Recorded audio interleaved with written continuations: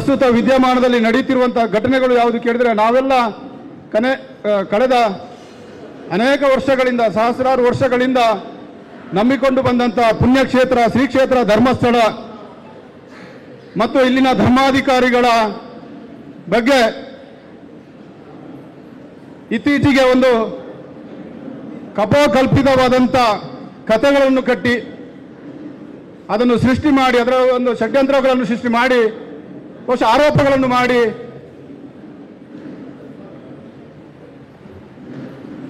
ನಮ್ಮ ಪವಿತ್ರ ಧಾರ್ಮಿಕ ಕ್ಷೇತ್ರ ಶ್ರೀ ಕ್ಷೇತ್ರ ಧರ್ಮಸ್ಥಳದ ಪಾವಿತ್ರತೆಯನ್ನು ಹಾಳು ಮಾಡುವಂಥ ಒಂದು ಸಂದರ್ಭವನ್ನು ನಾವು ಗಮನಿಸಿದ್ದೇವೆ.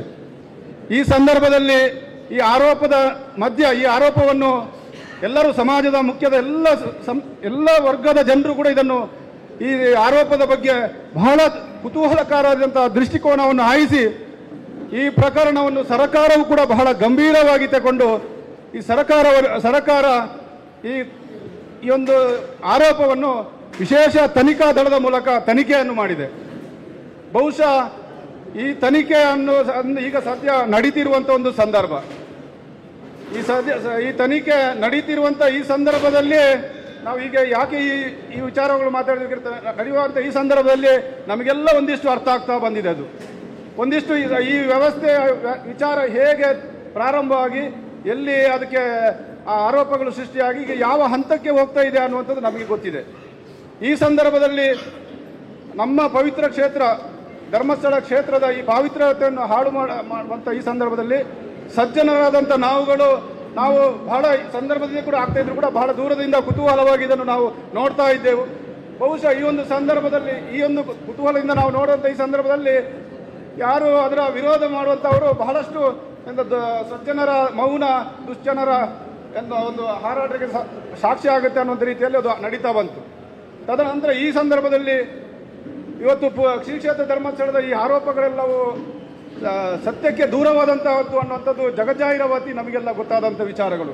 ಎಲ್ಲ ಪ್ರಮುಖರಲ್ಲಿ ಇದ್ದಾರೆ, ಎಲ್ಲ ಮುಖಂಡರುಗಳಿದ್ದೀರಿ. ಈ ವಿಚಾರವಾಗಿ ಇವತ್ತು ಶ್ರೀ ಕ್ಷೇತ್ರಕ್ಕೆ ರಾಜ್ಯದ ಮೂಲೆ ಮೂಲೆಯಿಂದ ಭಕ್ತರುಗಳು ಬರ್ತಾರೆ, ಪ್ರಮುಖ ಗಣ್ಯರು ಬರ್ತಾ ಇದ್ದಾರೆ, ಪ್ರಮುಖ ಸ್ವಾಮೀಜಿಗಳು ಬಂದು ಶ್ರೀ ಕ್ಷೇತ್ರದ ಪರವಾಗಿ ನಾವು ಇದ್ದೇವೆ ಅನ್ನುವಂಥ ಒಂದು ಧೈರ್ಯವನ್ನು ಹೇಳುವಂಥ ಸಂದರ್ಭವನ್ನು ನಾವೆಲ್ಲ ಮಾಧ್ಯಮಗಳಲ್ಲಿ ನೋಡ್ತಾ ಇದ್ದೇವೆ. ಈ ಸಂದರ್ಭದಲ್ಲಿ ಪುತ್ತೂರು ತಾಲೂಕು ಮತ್ತು ಕ್ಷೇತ್ರಕ್ಕೆ ಯಾವುದೇ ರೀತಿಯ ಮಧ್ಯದ ಗ್ಯಾಪ್ ಇಲ್ಲ, ಅಷ್ಟು ದೊಡ್ಡ ಅವಿನಾಭಾವ ಸಂಬಂಧ ಇರುವಂಥ ತಾಲೂಕು ಪುತ್ತೂರು ಮತ್ತು ಶ್ರೀ ಕ್ಷೇತ್ರ ಧರ್ಮಸ್ಥಳ.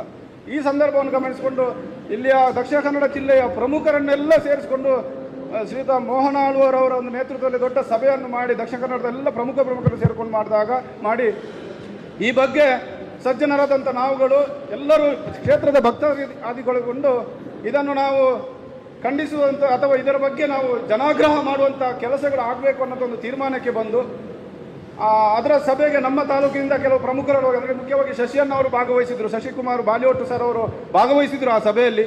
ಬಹುಶಃ ಅವರೇ ಇವತ್ತು ಹೆಚ್ಚಿನ ಗಣ್ಯರ ಸಂಪರ್ಕಗಳನ್ನು ಅವರೇ ನೇರವಾಗಿ ಮಾಡಿದ್ದಾರೆ ಅಂತ ನಾನು ಭಾವಿಸಿಕೊಳ್ತೇನೆ.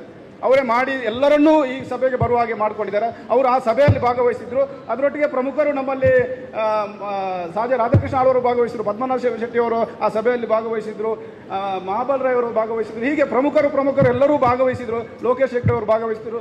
ಎಲ್ಲರೂ ಭಕ್ತರಾಗಿ ಭಾಗವಹಿಸಿದ್ರು. ಈ ಸಂದರ್ಭದ ಅಭಿಪ್ರಾಯ ಬಂದಾಗ ಅದನ್ನು ತಾಲೂಕು ಮಟ್ಟದಲ್ಲಿ ಈ ಬಗ್ಗೆ ಹೇಗೆ ಮುಂದೆ ನಾವು ಮಾಡ್ಬೋದು ಈ ಬಗ್ಗೆ ಅಂತ ತೀರ್ಮಾನ ತಗೊಂಡು ಒಂದು ಎಲ್ಲ ಪ್ರಮುಖರ ಸಭೆಯನ್ನು ಮಾಡೋಣ ಅಂತೇಳಿ ಆ ಮೋಹನಾಳವರ ಸಲಹೆಗಳು ಅಲ್ಲಿ ಸಿಕ್ಕಿತ್ತು. ಆಮೇಲೆ ಶಶಿಯನ್ನವರು ಇಲ್ಲಿ ಬಂದು ತೀರ್ಮಾನ ಮಾಡಿ ಶಶಿಕುಮಾರ್ ಬಾಲಿಯೋಟ ಸರ್ ಅವರು ಎಲ್ಲರನ್ನೂ ಈ ಸಭೆಗೆ ಆಹ್ವಾನ ಮಾಡುವಂಥ ದೊಡ್ಡ ಒಂದು ಸೇವೆಯನ್ನು ಮಾಡಿದ್ದಾರೆ. ಅವರ ಈ ಒಂದು ಕರೆಗೆ ಅವರ ಒಂದು ವಿಚಾರಕ್ಕಾಗಿ ತಾವೆಲ್ಲ ಇಲ್ಲಿ ಬಂದು ಕೂತಿದ್ದೀರಿ ಅಂತ ನಾನು ಭಾವಿಸ್ತೇನೆ. ಎಲ್ಲರನ್ನೂ ನಾನು ಪ್ರಮುಖವಾಗಿ ಎಲ್ಲ ಹಿರಿಯರು ಮುಖಂಡರು ಎಲ್ಲರೂ ಇದ್ದೀರಿ, ಎಲ್ಲ ಪಕ್ಷದ ಎಲ್ಲ ಪ್ರಮುಖರಿದ್ದೀರಿ. ಯಾರೋ ಹೆಸರುಗಳನ್ನು ನಾನು ಇಲ್ಲಿ ಪ್ರಸ್ತಾಪ ಮಾಡಿದೆ. ನಮ್ಮ ಶಶಿಯನ್ನವರು ನೇರವಾಗಿ ಈ ಒಂದು ಸಭೆಯ ವಿಚಾರದ ಬಗ್ಗೆ ಈ ಒಂದು ಸಭೆಯನ್ನು ಮುಂದುವರಿಸಬೇಕಂತ ನಾನು ನಿಮ್ಮಲ್ಲಿ ವಿನಂತಿ ಮಾಡ್ತೇನೆ. ಆಶೀರ್ವಾದವನ್ನು ಬೇಡಿಕೊಳ್ಳುತ್ತಾ, ಆದರಣೀಯರೇ, ಶ್ರೀ ಕ್ಷೇತ್ರ ಧರ್ಮಸ್ಥಳದ ಬಗ್ಗೆ ಕೆಲವಾರು ವರ್ಷಗಳಿಂದ ಹಾಗೂ ಒಂದು 3-4 ತಿಂಗಳುಗಳಿಂದ ಅಪಪ್ರಚಾರಗಳನ್ನು ನಾವು ಕೇಳ್ತಾ ಇದ್ದೇವೆ.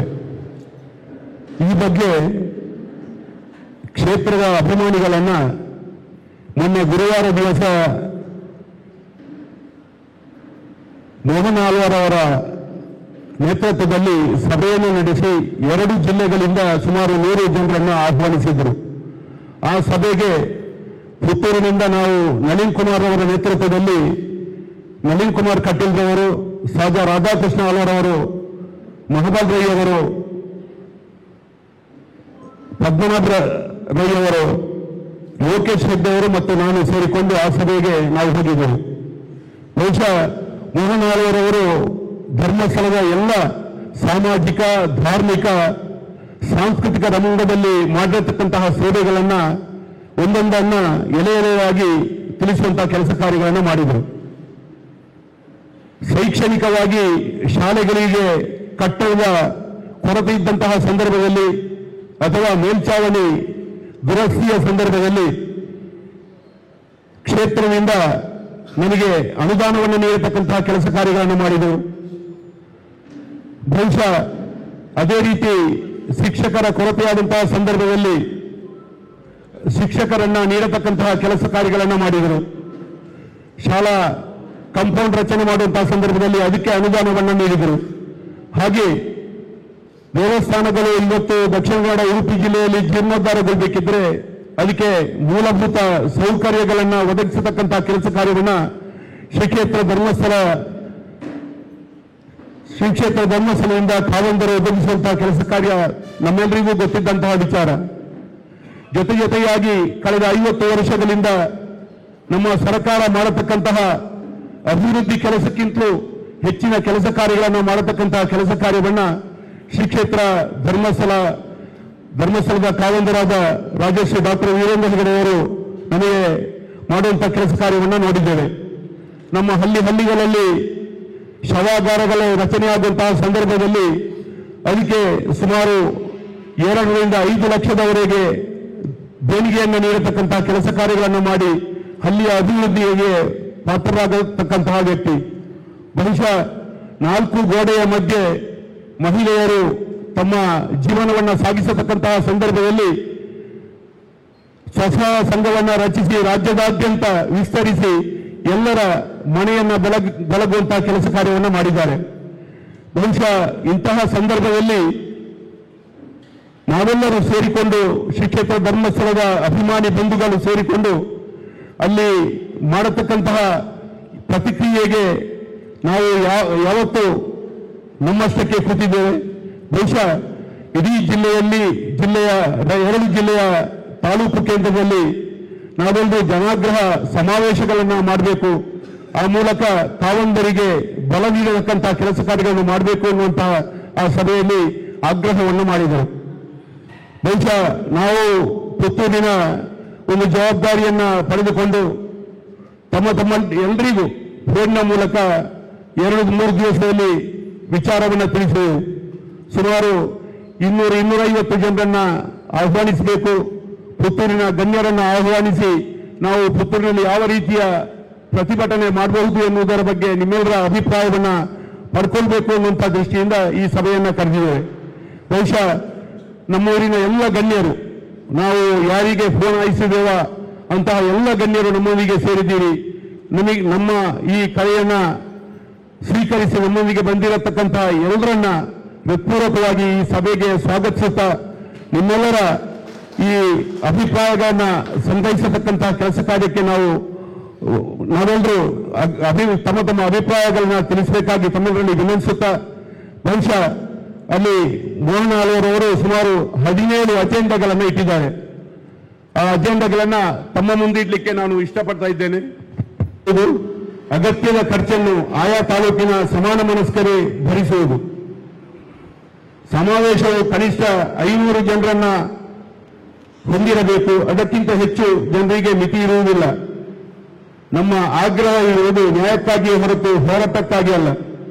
ಈ ಬಗ್ಗೆ ಸಂಘಟಕರು ಹೆಚ್ಚಿನ ಮುತುವರ್ಜಿ ವಹಿಸುವುದು. ಆದ್ದರಿಂದ ಸಮಾವೇಶದ ವೇದಿಕೆಯಲ್ಲಿ ಸಂಘರ್ಷದ ಮಾತುಗಳಿಗೆ, ಏಕವಚನ ಪ್ರಯೋಗಕ್ಕೆ, ವೈಯಕ್ತಿಕ ನಿಂದನೆಗೆ, ಸರ್ಕಾರದ ದೂಷಣೆಗೆ, ಅಧಿಕಾರಿಗಳ ಅವಮಾನಕ್ಕೆ, ಮಾನಹಾನಿ ಮಾತುಗಳಿಗೆ ಅವಕಾಶವಿರುವುದಿಲ್ಲ. ಪ್ರಸ್ತುತ ಸಾಮಾಜಿಕ ಜಾಲತಾಣಗಳು, ವಿದ್ಯುನ್ಮಾನ ಮಾಧ್ಯಮಗಳು ಸುಳ್ಳಿನ ವೈಭವೀಕರಣದಲ್ಲಿ ತೊಡಗಿಸಿಕೊಂಡಿವೆ. ಈ ಸಮಾವೇಶದ ಮೂಲಕ ಅವುಗಳು ಸ್ವೇಚ್ಛೆಗೆ ಕಡಿವಾಣ ಹಾಕಬೇಕು, ಸತ್ಯವೇ ಮೆರೆಯುವಂತಾಗಬೇಕು. ಆಗ್ರಹ ಸಮಾವೇಶವು ನಡೆಯಬೇಕು. ಸಮಾವೇಶದಲ್ಲಿ ಭಾಗಿಗಳಾದ ಜನರ ವಿವರಗಳು, ಸಂಪೂರ್ಣ ವ್ಯಕ್ತಿಗಳ ವಿವರಗಳು, ವೇದಿಕೆಯಲ್ಲಿ ಉಪಸ್ಥಿತರಿದ್ದ ಗಣ್ಯರ ವಿವರಗಳು, ಸಮಾವೇಶದ ಸಂಘಟನೆಯ ಜವಾಬ್ದಾರಿ ಹೊತ್ತವರ ಮಾಹಿತಿಗಳು ಹಾಗೂ ಪತ್ರಿಕಾ ಮಾಧ್ಯಮದಲ್ಲಿ ಪ್ರಕಟವಾದ ಸುದ್ದಿಗಳು ದಿನಗಳ ಒಳಗಾಗಿ ಶ್ರೀ ಕ್ಷೇತ್ರ ಧರ್ಮಸ್ಥಳದ ಜನಾಗ್ರಹ ಕೇಂದ್ರ ಕಚೇರಿಗೆ ಕಳುಹಿಸುವುದು.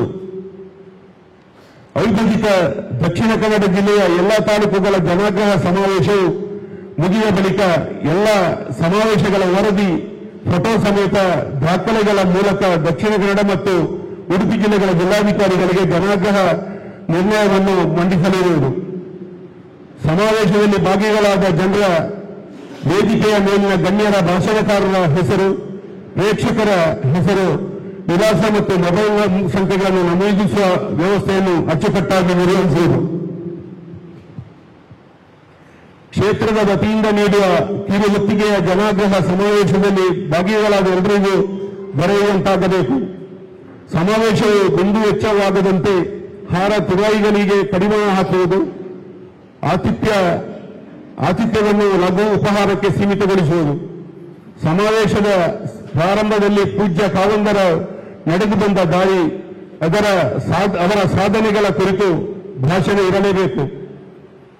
ಜನಾಗ್ರಹ ಸಮಾವೇಶದಲ್ಲಿ ಶ್ರೀ ಕ್ಷೇತ್ರ ಧರ್ಮಸ್ಥಳ ಮತ್ತು ಪೂಜ್ಯ ಕಾವಂದರ ಸಾಧನೆಗಳ ಬಗ್ಗೆ ಉಪನ್ಯಾಸ ನೀಡುವುದು, ದಿಕ್ಸೂಚಿ ಭಾಷಣ ಹಾಗೂ ಉಪನ್ಯಾಸ ನೀಡುವವರನ್ನು ಪರಾಮರ್ಶಿಸಿ ನಿರ್ಧರಿಸುವುದು.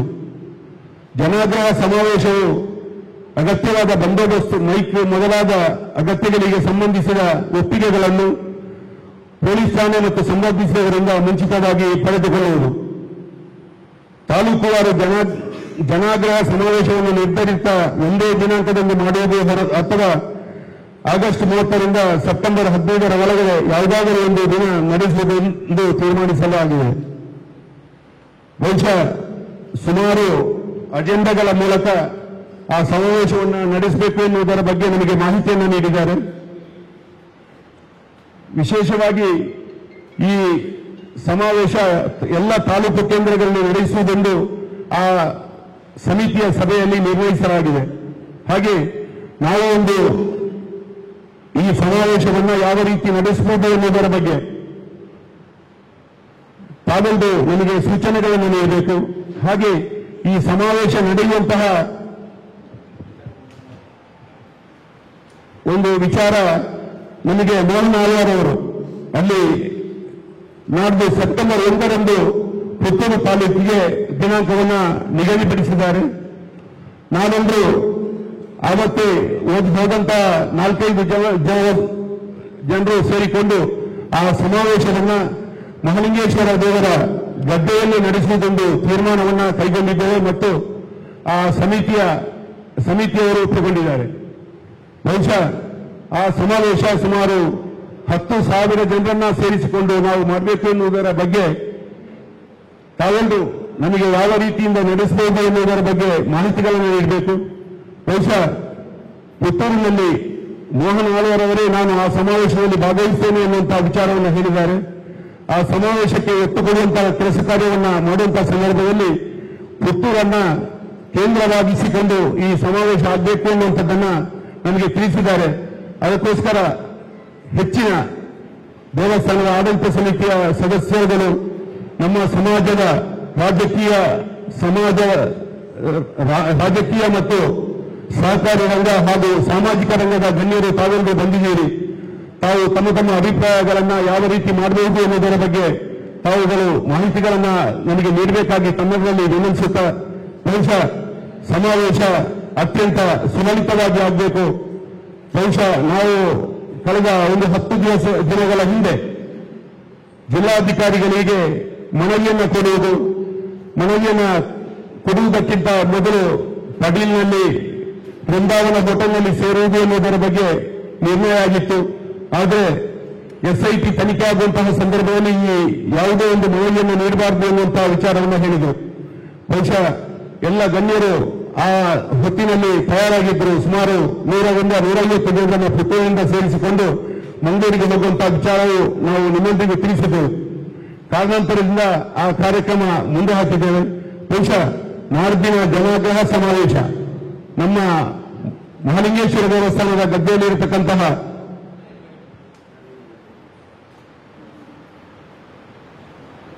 ಮಹಾಲಿಂಗೇಶ್ವರ ದೇವಸ್ಥಾನದ ಗದ್ದೆಯಲ್ಲಿರತಕ್ಕಂತಹ ವಿನಾಯಕ ಮಂಟಪದಲ್ಲಿ ಆ ಕಾರ್ಯಕ್ರಮವನ್ನು ಆಯೋಜಿಸುವುದೆಂದು ನಾವು ನಿರ್ಣಯವನ್ನು ಮಾಡಿದ್ದೇವೆ. ಈ ನಿರ್ಣಯಕ್ಕೆ ತಾವೆಲ್ಲರೂ ಒಪ್ಪಿಗೆಯನ್ನು ನೀಡ್ತೀರಿ ಎನ್ನುವಂತ ಭರವಸೆ ನಮ್ಮಲ್ಲಿದೆ. ಬಹುಶಃ ನಮಗೆ 10,000 ಜನರನ್ನು ಸೇರಿಸಿಕೊಳ್ಬೇಕಿದ್ರೆ ನಮ್ಮಲ್ಲಿ ಹಾಲ್ನ ವ್ಯವಸ್ಥೆ ಇಲ್ಲ. ಅದು ಹೊರಾಂಗಣದಲ್ಲಿ ಆಗಬೇಕಾದ ಕಾರಣ ನಾವು ಆ ಸಮಾವೇಶವನ್ನ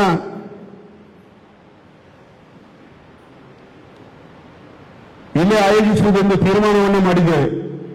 ಬಹುಶಃ ಈ ಒಂದು ಕಾರ್ಯಕ್ರಮಕ್ಕೆ ನನಗೆ ಕೇಂದ್ರ ಸಮಿತಿಯಿಂದ ವಿಶೇಷ ಭಾಷಣಗಾರರನ್ನಾಗಿ ಚಕ್ರವರ್ತಿ ಸೂಲಿಬೆರೆಯವನ್ನ ನನಗೆ ನಿಯೋಜನೆ ಮಾಡಿದ್ದಾರೆ. ಬಹುಶಃ ಉತ್ತಮವಾದ ಕಾರ್ಯಕ್ರಮ ಆಗಬೇಕು ಎನ್ನುವುದನ್ನ ಕಂಡು ಮೋಹನಾಳವರವರೇ ಈ ಒಂದು ವ್ಯವಸ್ಥೆಯನ್ನು ಮಾಡಿಕೊಟ್ಟಿದ್ದಾರೆ. ಹಾಗೆ ನಾವು ನಮ್ಮೂರಿನ ಸ್ವಾಮೀಜಿಗಳನ್ನ ಹಾಗೆ ಗಣ್ಯರನ್ನ ವೇದಿಕೆಯಲ್ಲಿ ಕೊಂಡಿರಿಸಿ ಆ ಕಾರ್ಯಕ್ರಮವನ್ನ ನಾವು ಅತ್ಯಂತ ವಿಜೃಂಭಣೆಯಿಂದ ಮಾಡಬೇಕಾಗಿದೆ. ಬಹುಶಃ ನಮಗೆ ನಿಕಟವಾದ ಸಂಪರ್ಕ ಪೂಜ್ಯ ಕಾವಂಬರ ನಿಕಟವಾದ ಸಂಪರ್ಕ ಪುತ್ತೂರಿಗಿರುವ ಕಾರಣ ನಾವು ಪುತ್ತೂರಿನವರು ಬಹುಶಃ ಒಂದು ಪೂರ್ವಭಾವಿ ಸಭೆಗೆ ಇಷ್ಟೊಂದು ಜನರು ಸೇರಿ ಎಲ್ಲಿಯೂ ಆಗಿರ್ಲಿಕ್ಕಿಲ್ಲ ಎನ್ನುವಂಥದ್ದನ್ನ ಹೇಳ್ತಾ ಈ ಪೂರ್ವಭಾವಿ ಸಭೆಗೆ ಬಂದಂತಹ ನಿಮ್ಮೆಲ್ಲರಿಗೂ ಅಭಿನಂದನೆಗಳನ್ನು ಸಲ್ಲಿಸುತ್ತಾ ಎಲ್ಲ ಹಿರಿಯರಿಗೆ ಪ್ರಣಾಮಗಳನ್ನು ಅರ್ಪಿಸ್ತಾ 1ನೇ ತಾರೀಕು ನಡೆಯತಕ್ಕಂಥ ಕಾರ್ಯಕ್ರಮದ ಮಾಹಿತಿಯನ್ನ ಬಹಳ ಸ್ಪಷ್ಟವಾಗಿ ನಮ್ಮ ಮುಂದೆ ಶಶಿಯನ್ನ ಇಟ್ಟಿದ್ದಾರೆ. ನಮ್ಮೆಲ್ಲರ ಜವಾಬ್ದಾರಿ ಇದೆ. ಇವತ್ತು ನಿರಂತರವಾಗಿರ್ತಕ್ಕಂಥ ವೈಚಾರಿಕ ದಾಳಿಗಳು ನಮ್ಮ ದೇವರುಗಳು ಮತ್ತು ನಮ್ಮ ಧರ್ಮದ ಮೇಲೆ ನಡೀತಾ ಇದೆ. ಅದರ ಅಂತಿಮ ಗುರಿ ಧರ್ಮಸ್ಥಳ ತಲುಪಿದೆ. ಹಾಗಾಗಿ ಇವತ್ತು ಶಶಿಯನ್ನ ಹೇಳಿದಾಗೆ ಸುಳ್ಳು ಮೆರವಣಿಗೆಯನ್ನು ಮಾಡಿ ಮುಗಿಸಿದೆ, ಸತ್ಯ ಹೊಸ್ತಿಲನ್ನು ದಾಟಿದೆ.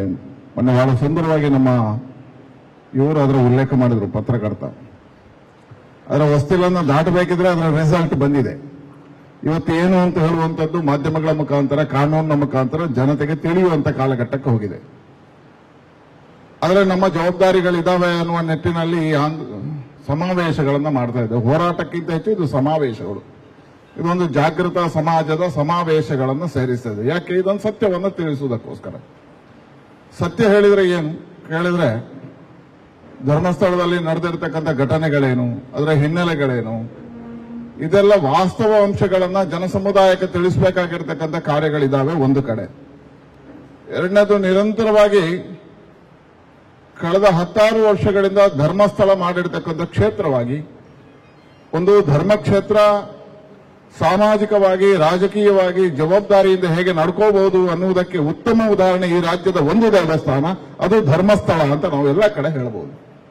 ವಿಶೇಷವಾಗಿ ನಾನೊಂದು 2-3 ಉಲ್ಲೇಖಗಳನ್ನು ಮಾಡ್ತಾ ಪುತ್ತೂರಿಗೂ ವೀರೇಂದ್ರ ಹೆಗಡೆ ಅವರ ಈ ಕ್ಷೇತ್ರಕ್ಕೆ ಇರತಕ್ಕಂಥ ಸಂಬಂಧಗಳನ್ನು ಕೊನೆಗೆ ತಿಳಿಸಿ. ಒಂದನೇದು, ಕ್ಷೇತ್ರವಾಗಿ ಕೇವಲ ಪೂಜೆ ಆರಾಧನೆ ಮಾಡಿಕೊಂಡು ಧರ್ಮಸ್ಥಳ ಇರಬಹುದಿತ್ತು. ಅದರ ಒಂದು ಧರ್ಮಕ್ಷೇತ್ರ, ಅದು ಶ್ರದ್ಧಾ ಕೇಂದ್ರ. ಶ್ರದ್ಧಾ ಕೇಂದ್ರದ ಅಡಿಯಲ್ಲಿ ಏನೆಲ್ಲ ಕೆಲಸ ಕಾರ್ಯಗಳಾಗಬೇಕು, ಒಂದು ಸರ್ಕಾರವೂ ಮಾಡಲಿಕ್ಕೆ ಆಗದೇ ಇರತಕ್ಕಂಥದ್ದನ್ನು ಧರ್ಮಸ್ಥಳ ಮಾಡಿದೆ. ಮೊದಲಿಗೆ ಜನಜಾಗೃತಿ ವೇದಿಕೆಯ ಮುಖಾಂತರ ಸಾರಾಯಿ ನಿಷೇಧದ ಹೋರಾಟಗಳನ್ನು ತಗೊಂಡು ಬೆಳ್ತಂಗಡಿಯಂತ ಕ್ಷೇತ್ರಗಳಲ್ಲಿ ಸಾರಾಯಿ ನಿಷೇಧಗಳನ್ನು ಮಾಡಿತ್ತು. ಇವತ್ತೊಂದು ರಾಜ್ಯ ಸರ್ಕಾರ ಸಾರಾಯಿ ನಿಷೇಧ ತೀರ್ಮಾನ ತಗೊಳ್ಳಿಕ್ಕೆ ಅದಕ್ಕೆ ಮೂಲ ಪ್ರೇರಣೆ ಯಾವುದು ಕೇಳಿದ್ರೆ ಅದು ಧರ್ಮಸ್ಥಳ ಅಂತ ನಾವು ಎಲ್ಲ ಕಡೆ ಹೇಳಬಹುದು. ಎರಡನೇದು, ಎಲ್ಲಾ ಕಡೆ ಪುನರುತ್ಥಾನ, ದೇವಸ್ಥಾನದ ಪುನರುತ್ಥಾನದ ಪರಿಕಲ್ಪನೆ ಅಡಿಯಲ್ಲಿ ಹಳ್ಳಿಯಲ್ಲಿರ್ತಕ್ಕಂಥ ದೇವಸ್ಥಾನದಿಂದ ದೇವಸ್ಥಾನಗಳವರೆಗೆ ಇತಿಮಿತಿ ಮತ್ತು ಸಾಮರ್ಥ್ಯದ ಒಳಗೆ ಅತಿ ಹೆಚ್ಚು ಅನುದಾನಗಳನ್ನ ದೇವಸ್ಥಾನಗಳಿಗೆ ಕೊಟ್ಟ ದೇವಸ್ಥಾನಗಳು. ಈಗ ಮಲೆಮಹದೇಶ್ವರ ಬೆಟ್ಟ ಇದೆ, ಅತಿ ಹೆಚ್ಚು ಅನುದಾನ ಇನ್ಕಮ್ ಇರತಕ್ಕಂಥ ದೇವಸ್ಥಾನ. ರಾಜ್ಯದಲ್ಲಿ ಎರಡನೇದು ಸುಬ್ರಹ್ಮಣ್ಯ ಬರ್ತದೆ, ಇನ್ಕಮ್ ಜಾಸ್ತಿ ಇದೆ. ಅದರ ಸರ್ಕಾರದ, ಈಗ ಮಹಾಲಿಂಗೇಶ್ವರದ ಸರ್ಕಾರದ ಕಾನೂನು ನಿಯಮಗಳಿದ್ದಾವೆ, ಚೌಕಟ್ಟಿದ್ದಾವೆ. ಅದು ಇದೆಲ್ಲವನ್ನ ಮೀರಿ ಕೊಡ್ಲಿಕ್ಕೆ ಇರಬಹುದಾದ ಸಾಧ್ಯತೆ ಇರತಕ್ಕಂಥ ಏಕೈಕ ದೇವಸ್ಥಾನ ಅದು ಧರ್ಮಸ್ಥಳ. ಆದ್ರೆ ಕೊಡ್ಲೇಬೇಕು ಅಂತ ಏನಿಲ್ಲ. ಅದರದ್ದೇ ಆಗಿರ್ತಕ್ಕಂಥ ಆರ್ಥಿಕ ಅದೊಂದು ಬಜೆಟ್ ಅನ್ನು ಇಟ್ಕೊಂಡು ಎಷ್ಟು ಮಾಡಬಹುದು. ಅದೆಲ್ಲವನ್ನ ಮೀರಿ ಸಾಮಾಜಿಕ ಜವಾಬ್ದಾರಿ ಅಡಿಯಲ್ಲಿ ಒಂದು ಕ್ಷೇತ್ರ ಏನ್ ಮಾಡಬಹುದು ಅನ್ನೋದಕ್ಕೆ ಧರ್ಮಸ್ಥಳ ತೋರಿಸಿದೆ.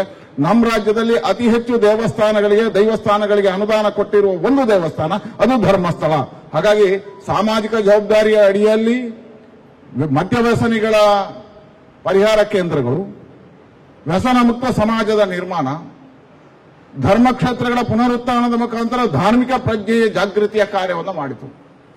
ಅತಿ ಹೆಚ್ಚು ಸರ್ಕಾರಿ ಶಾಲೆಗಳಿಗೆ, ಹಳ್ಳಿಯ ಶಾಲೆಗಳಿಗೆ ಪೀಠೋಪಕರಣಗಳನ್ನು ಕೊಡುವುದರ ಮುಖಾಂತರ, ಆ ಶಾಲೆಗಳಿಗೆ ಕಟ್ಟಡಗಳನ್ನು ಕೊಡುವುದರ ಮುಖಾಂತರ ಒಂದು ಜವಾಬ್ದಾರಿಯ ಬದ್ಧತೆ ಅಡಿಯಲ್ಲಿ ಶೈಕ್ಷಣಿಕ ಸಂಸ್ಥೆಗಳಿಗೂ ಸಹಕಾರಗಳನ್ನು ಕೊಡತಕ್ಕಂಥ ಕೆಲಸವನ್ನು ಧರ್ಮಸ್ಥಳ ಮಾಡಿದೆ.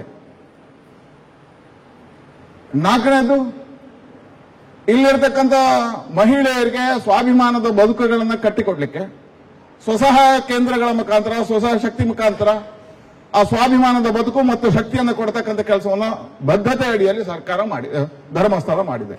ಹೇಳಿದ್ರೆ ಒಂದು ಸರ್ಕಾರ ಯಾವ್ಯಾವುದನ್ನು ಮಾಡಬಹುದು ಅದೆಲ್ಲವನ್ನ ಧರ್ಮಸ್ಥಳ ಕ್ಷೇತ್ರ ಮಾಡಿದೆ, ಒಂದು ದೇವಸ್ಥಾನ ಮಾಡಿದೆ. ಇದು ವೀರೇಂದ್ರ ಹೆಗ್ಗಡೆ ಅವರಿಗೆ ಹೆಮ್ಮೆ ಅಲ್ಲ, ಇಡೀ ಹಿಂದೂ ಸಮಾಜಕ್ಕೆ ಹೆಮ್ಮೆ. ಒಂದು ಹಿಂದೂ ಸಮಾಜದ ದೇವಸ್ಥಾನ ಇಂಥ ಅದ್ಭುತವಾಗಿರ್ತಕ್ಕಂಥ ಕಾರ್ಯವನ್ನ ಮಾಡ್ತದೆ ಎನ್ನುವ ಹೆಮ್ಮೆ ಅದು ಇಡೀ ಹಿಂದೂ ಸಮಾಜಕ್ಕೆ ಇರಬೇಕಾಗಿರ್ತಕ್ಕಂಥ ಆ ಕಾರ್ಯವನ್ನು ಇವತ್ತು ಮಾಡಿದೆ. ಅದಕ್ಕೆ ಹೇಳಿದ ಪುತ್ತೂರಿಗೆ ಅದಕ್ಕೇನು ಸಂಬಂಧ? ಪುತ್ತೂರಿನ ಮಹಾಲಿಂಗೇಶ್ವರ ದೇವಸ್ಥಾನ ಜೀರ್ಣೋದ್ಧಾರದ ಕಾರ್ಯಗಳು ಪ್ರಾರಂಭ ಆಯಿತು. ನಾವು ಕಾವಂದ್ರಲ್ಲಿ ಯಾವುದೇ ರೀತಿಯಲ್ಲಿ ಸಂಬಂಧ ಇದೆ ಅಂತ ಗೊತ್ತಿತ್ತು ನಮಗೆ. ಅಚ್ಯುತ್ ಮೂಡಿತವರು, ತಿಮ್ಮಪ್ಪನ ನಾವು ಹೋಗಿದ್ದೆವು.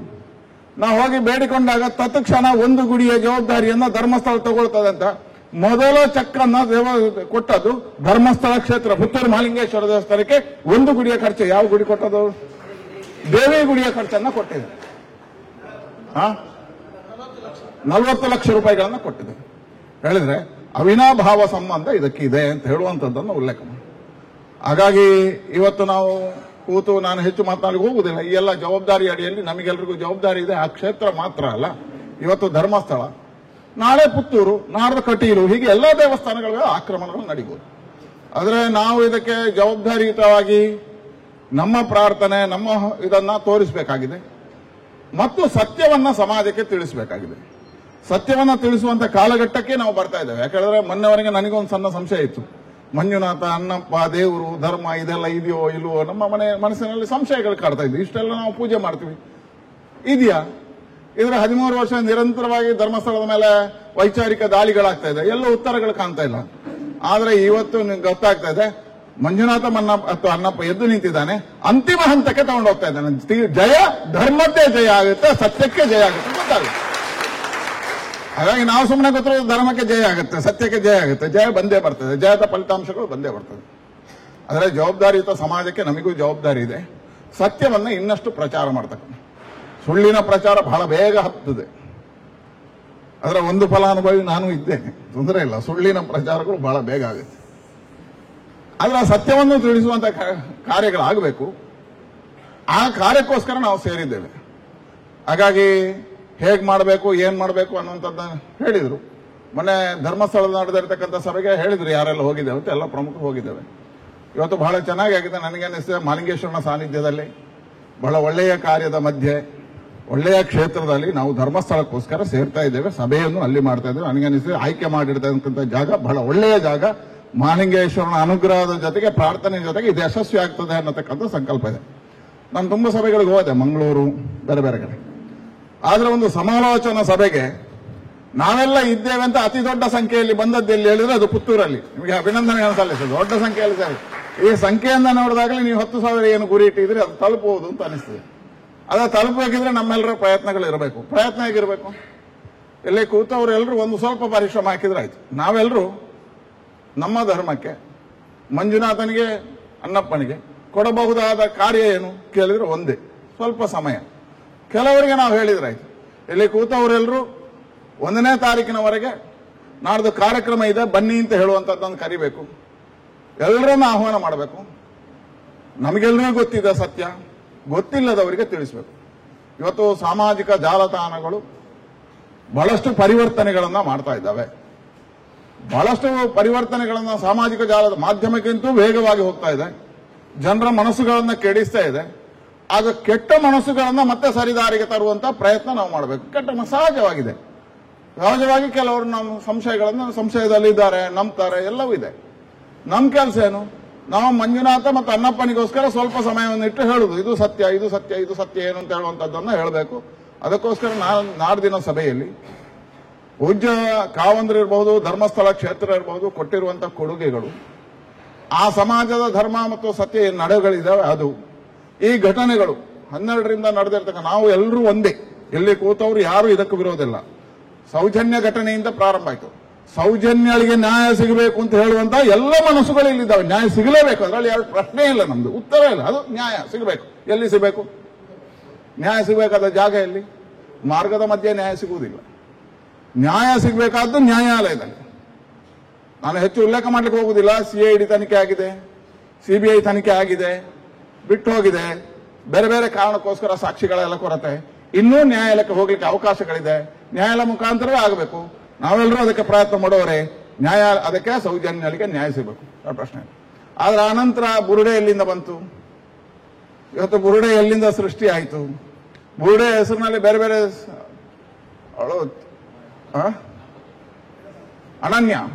ಅನನ್ಯ ಹೇಗೆ ಸೃಷ್ಟಿ ಆಯಿತು? ಅಂದ್ರೆ ಇದೆಲ್ಲ ಕಟ್ಟುಕತೆಗಳು ಎಲ್ಲಿಂದ ಪ್ರಾರಂಭ ಆಯಿತು? ಆ ಕಟ್ಟುಕತೆಗಳ ಮುಖಾಂತರ ಒಂದು ಕ್ಷೇತ್ರಕ್ಕೆ ಹೇಗೆ ಹೊಡೆತ ಕೊಡಬಹುದು ಅನ್ನುವಂಥದ್ದನ್ನು ತೋರಿಸಿದ್ದಾರೆ. ಹಾಗಾಗಿ ಇವತ್ತು ಬುರುಡೆ ಪ್ರಕರಣ ಧರ್ಮಸ್ಥಳದಲ್ಲಿ ನಿರ್ಮಾಣ ಆದ್ರೆ, ಅನನ್ಯ ಘಟನೆ ಧರ್ಮಸ್ಥಳದ ನಿರ್ಮಾಣ ಆದ್ರೆ, ಈಶ್ವರ ಭಟ್ರೆ ಮಾಲಿಂಗೇಶ್ವರ ದೇವಸ್ಥಾನದಲ್ಲೂ ಬುರುಡೆಗಳು ಸೃಷ್ಟಿಯಾಗಬಹುದು. ಹಾಗಾಗಿ ಇದು ಆ ದೇವಸ್ಥಾನಕ್ಕೆ ಈ ದೇವಸ್ಥಾನಕ್ಕೆ ನಾಳೆ ಕಟೀಲಿಗೆ ಸುಬ್ರಹ್ಮಣ್ಯಕ್ಕೆ ಸೀಮಿತ ಅಲ್ಲ. ಯಾರ್ಯಾರೋ ದೇವರನ್ನ ನಂಬ್ತೀವ, ಯಾರ್ಯಾರೋ ನಮಗೆ ಧರ್ಮದ ಮೇಲೆ ನಂಬಿಕೆ ಇದೆಯೋ ನಾವೆಲ್ಲ ಇದಕ್ಕೆ ಪ್ರಯತ್ನ ಮಾಡಬೇಕು. ಅದಕ್ಕೋಸ್ಕರ ಇವತ್ತು ನಾವು ಸೇರಿದ್ದೇವೆ. ನಿಮ್ಮೆಲ್ಲರಲ್ಲಿ ವಿನಂತಿ ಇದೆ ಅಂದು 1ನೇ ತಾರೀಕು ನಡೆಯತಕ್ಕಂಥ ಕಾರ್ಯಕ್ರಮವನ್ನು ಯಶಸ್ವಿ ಮಾಡಬೇಕು. ಅದಕ್ಕೆ ನಾವೆಲ್ಲರೂ ಪ್ರಯತ್ನ ಮಾಡಬೇಕು ಅಂತ ಹೇಳುವಂತ ವಿನಂತಿಯನ್ನು ಮಾಡೋದಕ್ಕೆ ನಾವು ಬಂದಿದ್ದೇವೆ. ನಿಮ್ಮಲ್ಲಿ ಮತ್ತೊಮ್ಮೆ ಕೈ ಮುಗಿದು ಪ್ರಾರ್ಥನೆ ಮಾಡ್ತೇನೆ.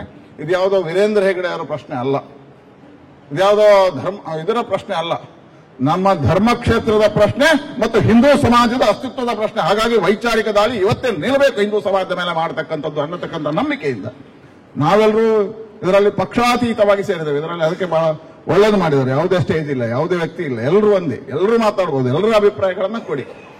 ಆದರೆ ನಮ್ದು ಗುರಿ ಒಂದೇ, ಹಿಂದೂ ಸಮಾಜ ಮತ್ತು ನಮ್ಮ ಕ್ಷೇತ್ರಗಳು, ಧರ್ಮಕ್ಷೇತ್ರಗಳ ಸಂರಕ್ಷಣೆಯ ದೃಷ್ಟಿಯಿಂದ ನಮ್ಮೆಲ್ಲ ಜವಾಬ್ದಾರಿ ಇದೆ. ನಿಮ್ಮೆಲ್ಲರಲ್ಲಿ ಮತ್ತೊಮ್ಮೆ ಕೈ ಮುಗಿದು ವಿನಂತಿ ಮಾಡ್ತೇನೆ, ನಾಡಿನ ಕಾರ್ಯಕ್ರಮವನ್ನು ಯಶಸ್ವಿ ಮಾಡೋದಕ್ಕೆ ನಾವೆಲ್ಲರೂ ಸ್ವಲ್ಪ ಪರಿಶ್ರಮ ಆಗಬೇಕು.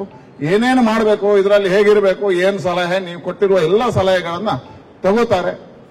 ನೀವು ಕೊಟ್ಟಿರುವ ಪ್ರತಿಯೊಂದು ಸಲಹೆಯನ್ನು ಇಲ್ಲಿ ಬರ್ಕೋತಾರೆ. ನಿಮ್ಮೆಲ್ಲ ಸಲಹೆಗಳನ್ನ ಕ್ರೋಢೀಕರಣ ಮಾಡಿ ಪುತ್ತೂರಿನಲ್ಲಿ ಎಲ್ಲಾ ಕ್ಷೇತ್ರಗಳಲ್ಲಿ 8 ದಕ್ಷಿಣ ಕನ್ನಡ ಜಿಲ್ಲೆಯ ಎಲ್ಲ ತಾಲೂಕುಗಳಲ್ಲಿ, ಉಡುಪಿ ಜಿಲ್ಲೆಯ ಎಲ್ಲ ತಾಲೂಕುಗಳಲ್ಲಿ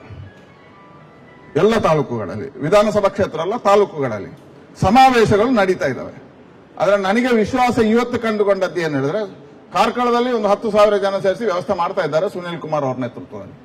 ಆದ್ರೆ ಇವತ್ತು ಕಂಡದ್ದು ಏನು ಅಂತ ಹೇಳಿದ್ರೆ, ನಾವು ಮನಸ್ಸು ಮಾಡಿದ್ರೆ ಎಲ್ಲ ಕ್ಷೇತ್ರಗಳ ಸಮಾವೇಶಕ್ಕಿಂತ ಪುತ್ತೂರಿನ ಸಮಾವೇಶ ಅತಿ ದೊಡ್ಡ ಸಮಾವೇಶ ಮಾಡಬಹುದು ಅಂತ ಒಳ್ಳೆಯ ಸಂಖ್ಯೆ, ಒಳ್ಳೆಯ ಹಿರಿಯರು, ಸಿದ್ದರಾಮಣ್ಯ ತರ ಎಲ್ಲ ಹಿರಿಯರಿದ್ದಾರೆ, ಹೆಸರು ಎಲ್ಲ ಧರ್ಮದರ್ಶಿಗಳಿದ್ದಾರೆ, ಎಲ್ಲರೂ ಇದ್ದಾರೆ. ಹಾಗಾಗಿ ನನಗೆ ವಿಶ್ವಾಸ ಇದೆ ಅಂತ ಒಳ್ಳೆಯ ಒಂದು ಸಮಾವೇಶವನ್ನು ಮಾಡುವುದಕ್ಕೆ ನಿಮ್ಮೆಲ್ಲರ ಸಹಕಾರವನ್ನು ಮತ್ತೊಮ್ಮೆ ಯಾಚಿಸ್ತೇವೆ. ಇದನ್ನೇ ಕಾವಂದ್ರು ಯಾಚಿಸಿದ್ದಾರೆ. ಅವರ ಪರವಾಗಿ ನಾವು ಇದನ್ನು ವಿನಂತಿ ಮಾಡ್ತಾ ಇದ್ದೇನೆ. ಒಂದು ಒಳ್ಳೆಯ ಕಾರ್ಯಕ್ರಮವನ್ನು ಮಾಡುವುದಕ್ಕೆ ಅನುವು ಮಾಡಿಕೊಡಬೇಕು ಅಂತ ಹೇಳುವಂತ ವಿನಂತಿಯನ್ನ ನಾವು ಮಾಡ್ತೇವೆ. ಒಂದು ದೊಡ್ಡ ಘೋರ ಸಂಚಿನ ಎದುರು ನಾವೆಲ್ಲ ಹೋರಾಡಬೇಕಾಗಿರುವ ಒಂದು ಸಂದರ್ಭದಲ್ಲಿ ನಾವೆಲ್ಲ ಇವತ್ತು ಸೇರಿದ್ದೇವೆ. ಗುಡಿ ಜನರ ಜೀವನಾಡಿ ಅಂತ ಹೇಳುವಂಥದ್ದು ಇತ್ತೀಚೆಗೆ ದೇವಾಲಯ ಸಂವರ್ಧನಾ ಸಮಿತಿಯಿಂದ RSS ನಿಂದ ನಾವು ಮಾಡ್ತಾ ಇದ್ದೇವೆ. ಆದರೆ ಇದನ್ನು ಎಷ್ಟೋ ವರ್ಷಗಳ ಹಿಂದೆ ಧರ್ಮಸ್ಥಳದಿಂದ ಪೂಜಾ ವೀರೇಂದ್ರ ಹೆಗಡೆ ಅವರು ಪ್ರಾರಂಭ ಮಾಡಿದ್ದಾರೆ. ಗುಡಿ ಅಂತ ಹೇಳಿದ್ರೆ ಕೇವಲ ಅದು ಧಾರ್ಮಿಕ ಕೇಂದ್ರವಾಗಿ ಅಲ್ಲ, ಅದು ಸಾಮಾಜಿಕ ಕೇಂದ್ರ, ಅದು ಜನರ ಆರ್ಥಿಕ ಕೇಂದ್ರ, ಜನರ ಶೈಕ್ಷಣಿಕ ಕೇಂದ್ರ, ಜನರ ಸೇವಾ ಕೇಂದ್ರ ಅಂತ ಹೇಳುವಂಥದ್ದನ್ನ 5 ರೀತಿಯ ಕೇಂದ್ರಗಳನ್ನ 5 ರೀತಿಯಲ್ಲಿ ಒಂದು ದೇವಸ್ಥಾನ ಯಾವ ರೀತಿಯಲ್ಲಿ ಕೆಲಸ ಮಾಡಬೇಕು ಅಂತ ಹೇಳುವಂಥದ್ದನ್ನ ನಮಗೆ ತೋರಿಸಿಕೊಟ್ಟವರು ಪೂಜ್ಯ ವೀರೇಂದ್ರ ಹೆಗಡೆ ಅವರು. ಆ ರೀತಿಯ ಒಂದು ಕ್ಷೇತ್ರವನ್ನ ಇವತ್ತು ಅಪಪ್ರಚಾರ ಮಾಡುವಂಥದ್ದು ಖಂಡಿತವಾಗಿ ಸರಿಯಲ್ಲ. ಇದೆಲ್ಲದಕ್ಕೆ ನಾವು ಎದ್ದು ನಿಂತು ಒಟ್ಟು ಸೇರಿ ನಾವು ಒಂದಾಗಿದ್ದೇವೆ, ನಾವು ಒಟ್ಟಾಗಿದ್ದೇವೆ, ನಾವು ಒಟ್ಟಿಗೆ ಕೆಲಸ ಮಾಡ್ತೇವೆ, ಒಟ್ಟಾಗಿ ಹೋರಾಡ್ತೇವೆ ಅಂತ ಹೇಳುವಂಥದ್ದನ್ನ ಜನಕ್ಕೆ ತೋರಿಸಿ ನಾವು ಮತ್ತೊಮ್ಮೆ ಕ್ಷೇತ್ರವನ್ನ ಒಂದು ಯಾವ ಉಚ್ಛ್ರಾಯ ಸ್ಥಿತಿ ಈಗಲೇ ಇದೆ, ಅದಕ್ಕೆ ಅವರು ಪ್ರಯತ್ನ ಪಟ್ಟದ್ದು ಮಾತ್ರ. ಕ್ಷೇತ್ರಕ್ಕೆ ಏನೂ ತೊಂದರೆ ಆಗಲಿಲ್ಲ ಅಥವಾ ಹೆಗಡೆ ಅವರಿಗೆ ಏನೂ ತೊಂದರೆ ಆಗಲಿಲ್ಲ. ಹಾಗಾಗಿ ಅದನ್ನ ನಾವು ಹೆಗಡೆ ಅವರೊಂದಿಗೆ ಇದ್ದೇವೆ ಅಂತ ಹೇಳುವಂಥದ್ದನ್ನ ನಾವೆಲ್ಲರೂ ಸೇರಿಸಿ ತೋರಿಸ್ಕೊಡ್ಬೇಕಾಗಿದೆ ಅಂತ ಹೇಳ್ತಾ ಈ ಕೆಲಸಕ್ಕೆ ನಾವೆಲ್ಲರೂ ಒಗ್ಗಟ್ಟಾಗಿ ಕೆಲಸ ಮಾಡುವ ಅಂತ ಹೇಳೋದನ್ನು ಹೇಳ್ತಾ ಇವತ್ತು ಸೇರಿಸಿದ ಈ ಒಂದು ಕಾರ್ಯಕ್ರಮ ಸೇರಿಸಿದ ಎಲ್ಲರಿಗೂ ವಿಶೇಷ ಅಭಿನಂದನೆಗಳು ಸಲ್ಲಿಸ ಒಟ್ಟಾಗಿ ಕೆಲಸ ಮಾಡುವ ಅಂತ ಹೇಳ್ತೇನೆ. ವಂದನೆಗಳು. ಎಲ್ಲ ಆಸ್ತಿಕ ಬಂಧುಗಳೇ, ಕೆಲ ವರ್ಷದ ಹಿಂದೆ ತಿರುಪತಿಯ ಬಗ್ಗೆ ಅಪಪ್ರಚಾರ ಆಯಿತು. ಅದೇ ರೀತಿಯಲ್ಲಿ ಶಬರಿಮಲೆಯ ಬಗ್ಗೆ ಅಪಪ್ರಚಾರ ಆಯಿತು. ಇವತ್ತು ಧರ್ಮಸ್ಥಳದ ಬಗ್ಗೆ ಅಪಪ್ರಚಾರ ಆಗ್ತದೆ. ನಾಳೆ ದಿವಸ ಬಹುಶಃ ನಮ್ಮ ಮನೆ ಬಾಗಿಲಿಗೆ, ನಮ್ಮ ಶ್ರದ್ಧಾ ಕೇಂದ್ರಕ್ಕೆ ಇಂಥ ಅಪಚಾರಗಳು ಬರಲಿಕ್ಕೆ ಸಾಕು. ಅದಕ್ಕೆ ಮೊದಲು ಎಚ್ಚೆತ್ತುಕೊಳ್ಳುವಂತ ಒಂದು ಪ್ರಮೇಯ ನಮಗೆ ಬಂದಿದೆ ಅಂತ ಹೇಳಲಿಕ್ಕೆ ನಾನು ಈ ಸಂದರ್ಭದಲ್ಲಿ ಇಚ್ಛೆ ಪಡ್ತಾ ಇದ್ದೇನೆ. ಕೋಟ್ಯಾಂತರ ಜನರ ಆಸ್ತಿಕ ಬಂಧುಗಳ ಆ ಶ್ರದ್ಧೆ, ಭಕ್ತಿ, ದೈವಭಕ್ತಿಯನ್ನು ಪ್ರಶ್ನಿಸುವಂತ ಈ ನಾಸ್ತಿಕ ವರ್ಗ, ಮತಾಂಧ ವ್ಯಕ್ತಿಗಳ ಅಟ್ಟಹಾಸವನ್ನು ಕೊನೆಗಾಣಿಸುವಂತ ಸಂದರ್ಭ ಬಹುಶಃ ನಮ್ಮೆಲ್ಲ ಹಿಂದೂಗಳಿಗೆ ಇವತ್ತು ಬಂದಿದೆ. ಮುಂದಿನ ದಿನಗಳಲ್ಲಿ ಯಾವುದೇ ರೀತಿಯ ನಮ್ಮ ದೇವಸ್ಥಾನ ಇರ್ಬೋದು, ದೈವಸ್ಥಾನ ಇರ್ಬೋದು, ನಮ್ಮ ನಂಬಿಕೆಯ ಶ್ರದ್ಧಾ ಬಿಂದುಗಳನ್ನು ಪ್ರಶ್ನೆ ಮಾಡದಂತ ರೀತಿಯಲ್ಲಿ ಇವತ್ತು ನಮ್ಮ ಪ್ರತಿರೋಧಗಳು ಈ ಸಮಾಜದಲ್ಲಿ ಬರಬೇಕಾಗಿದೆ. ಅದಕ್ಕಾಗಿ ಬಹುಶಃ ಇವತ್ತು ಧಾರ್ಮಿಕ ಕ್ಷೇತ್ರದಲ್ಲಿ ತನ್ನದೇ ಛಾಪನ್ನು ಮೂಡಿಸುವಂತ ಧರ್ಮಕ್ಷೇತ್ರ ಧರ್ಮಸ್ಥಳ ಇವತ್ತು ಬಹುಶಃ ನಮ್ಮ ದಕ್ಷಿಣ ಕನ್ನಡ ಜಿಲ್ಲೆಯಲ್ಲಿ ನಾನು ಕಂಡುಕೊಂಡ ಹಾಗೆ ಧರ್ಮಸ್ಥಳದ ಅನುದಾನ ಇಲ್ಲದಂತ ದೇವಸ್ಥಾನಗಳಿರ್ಲಿಕ್ಕಿಲ್ಲ, ದೈವಸ್ಥಾನಗಳು ಇರ್ಲಿಕ್ಕಿಲ್ಲ, ಭಜನಾ ಮಂದಿರಗಳು ಇರ್ಲಿಕ್ಕಿಲ್ಲ, ನಮ್ಮ ಶಾಲಾ ಕೊಠಡಿಗಳು ಇರ್ಲಿಕ್ಕಿಲ್ಲ. ಇಂತಹ ಒಂದು ಧಾರ್ಮಿಕ ಕೇಂದ್ರ ಇವತ್ತು ಯಾವುದೋ ಮತಾಂಧ ವ್ಯಕ್ತಿಗಳ ಅಟ್ಟಹಾಸಕ್ಕೆ ಗುರಿಯಾಗ್ತದೆ ಅಂತ ಹೇಳಿದ್ರೆ ಬಹುಶಃ ಯಾವುದೇ ಒಬ್ಬ ಹಿಂದೂ ಕೈಕಟ್ಟಿ ಕೂತುಕೊಳ್ಳುವಾಗಿಲ್ಲ. ಈ ದೃಷ್ಟಿಯಿಂದ ಬಹುಶಃ ಇಡೀ ನಮ್ಮ ಪುತ್ತೂರಿನ ಜನತೆಗೆ ಒಂದು ನಮ್ಮ ಶ್ರದ್ಧಾ ಬಿಂದುವಾದಂತ ಧರ್ಮಸ್ಥಳದ ಬಗ್ಗೆ ನಮ್ಮ ಮನಸ್ಸಿನ ಆ ಭಾವನೆಯನ್ನು ವ್ಯಕ್ತಪಡಿಸಲಿಕ್ಕೆ ಒಂದು ಅವಕಾಶ ಸಿಕ್ಕಿದೆ. ನಾವು ಒಂದು ಧರ್ಮಸ್ಥಳಕ್ಕೆ ಹೋಗಿ ನಾವು ಅಲ್ಲಿ ಸೇವೆ ಮಾಡುವಂತದ್ದು ಒಂದು, ನಮ್ಮ ತಾಲೂಕಲ್ಲೇ ನಿಂತು ನಾವು ಧರ್ಮದ ಪರವಾಗಿದ್ದೇವೆ, ಆ ದೇವಸ್ಥಾನದ ಪರವಾಗಿದ್ದೇವೆ, ಕಾವಂದರ ಪರವಾಗಿದ್ದೇವೆ ಎನ್ನುವಂತ ಸಂದೇಶ ಕೊಡುವಂತದ್ದು ಇನ್ನೊಂದು. ಅದಕ್ಕಾಗಿ ನಮ್ಮಲ್ಲಿರುವಂತಹ ಎಲ್ಲ ಭಜನಾ ಮಂದಿರಗಳ ಮುಖ್ಯಸ್ಥರು, ಭಜಕರು, ನಮ್ಮ ದೈವಸ್ಥಾನದ ಪ್ರಮುಖರು, ಅದೇ ರೀತಿಯಲ್ಲಿ ಇಲ್ಲಿರುವಂತಹ ನಮ್ಮ ಬೇರೆ ಬೇರೆ ಧಾರ್ಮಿಕ ಮುಖಂಡರಿದ್ದಾರೆ, ನಮ್ಮ ದೈವಸ್ಥಾನಗಳಿದೆ, ತರವಾಡು ಮನೆತನಗಳಿದೆ, ಎಲ್ಲರನ್ನು ನಾವು ಒಟ್ಟು ಸೇರಿಸಿಕೊಂಡು ಒಂದು ಅಭೂತಪೂರ್ವವಾದಂತ ಒಂದು ಪ್ರತಿಭಟನೆಯ ರೂಪದಲ್ಲಿ ಬಹುಶಃ ಇಂತಹ ಮತಾಂಧ ಶಕ್ತಿಗಳಿಗೆ ನಾವು ಉತ್ತರ ಕೊಡುವಂತ ಕೆಲಸವನ್ನು ಮಾಡಬೇಕಾಗಿದೆ. ಬಹುಶಃ ಪುತ್ತೂರಿಗೆ ಕಾವಂದರು ಬರುವಾಗ ಇಲ್ಲಿ ಭಜನಾ ಪರಿಷತ್ತಿನ ಒಂದು ದೊಡ್ಡ ಸಮಾವೇಶ ಆಗಿತ್ತು, ಇದೇ ಮಾಲಿಂಗೇಶ್ವರನ ಸನ್ನಿಧಿಯಲ್ಲಿ, ಅದ್ಭುತವಾಗಿತ್ತು. ಬಹುಶಃ ಅಂತಹ ಭಜನಾ ತಂಡಗಳು ನಮ್ಮಲ್ಲಿ ಸಾವಿರಾರು ಭಜನಾ ತಂಡಗಳಿದೆ. ಅಂತಹ ಭಜಕರನ್ನು ಸೇರಿಸಿಕೊಂಡು ನಾವು ಯಾವ ರೀತಿಯಾಗಿ ಒಂದು ಒಳ್ಳೆಯ ಕಾರ್ಯಕ್ರಮವನ್ನು ಮಾಡಬಹುದು ಅಂತೇಳಿ ಬಹುಶಃ ಇವತ್ತು ತೀರ್ಮಾನ ಮಾಡಲಿಕ್ಕೆ ಸೇರಿದ್ದೇವೆ. ಬಹುಶಃ ನಾವೆಲ್ಲ ಮನಸ್ಸು ಮಾಡಿದ್ರೆ ನಮ್ಮ ನಳಿನ್ ಕುಮಾರ್ ಕಟೀಲ್ ಉಲ್ಲೇಖ ಮಾಡಿದ ಹಾಗೆ ನಾವು 25,000ಕ್ಕಿಂತ ಹೆಚ್ಚು ಜನ ಸೇರಿಸಲಿಕ್ಕೆ ನಮಗೆ ಆ ಒಂದು ಶಕ್ತಿ ಇದೆ, ಅದು ಆ ಮಾಲಿಂಗೇಶ್ವರ ಕೊಡ್ತಾನೆ ಅಂತ ಹೇಳ್ತಾ ನನ್ನ ಮಾತನ್ನು ನಿಲ್ಲಿಸ್ತೇನೆ. ಕ್ಷೇತ್ರದ ಅಭಿಮಾನಿ ಬಂಧುಗಳೇ, ನಾವು ಈಗಾಗಲೇ ನಳಿನ್ ಕುಮಾರ್ ಕಟೀಲ್ ಮತ್ತೆ ಇವರೆಲ್ಲ ಮಾತಾಡಿದ ವಿಚಾರದಲ್ಲಿ ನಾವು ಕೂಡ ಅದನ್ನು ಬೆಂಬಲಿಸ್ತೇವೆ ಅಂತ ಹೇಳುವುದಕ್ಕೆ ಮಾತ್ರ ನಾನು ನಿಂತಿದ್ದೇನೆ. ಹೆಚ್ಚಿಗೆ ಭಾಷಣ ಮಾಡೋ ಅವಶ್ಯಕತೆ ಇಲ್ಲ.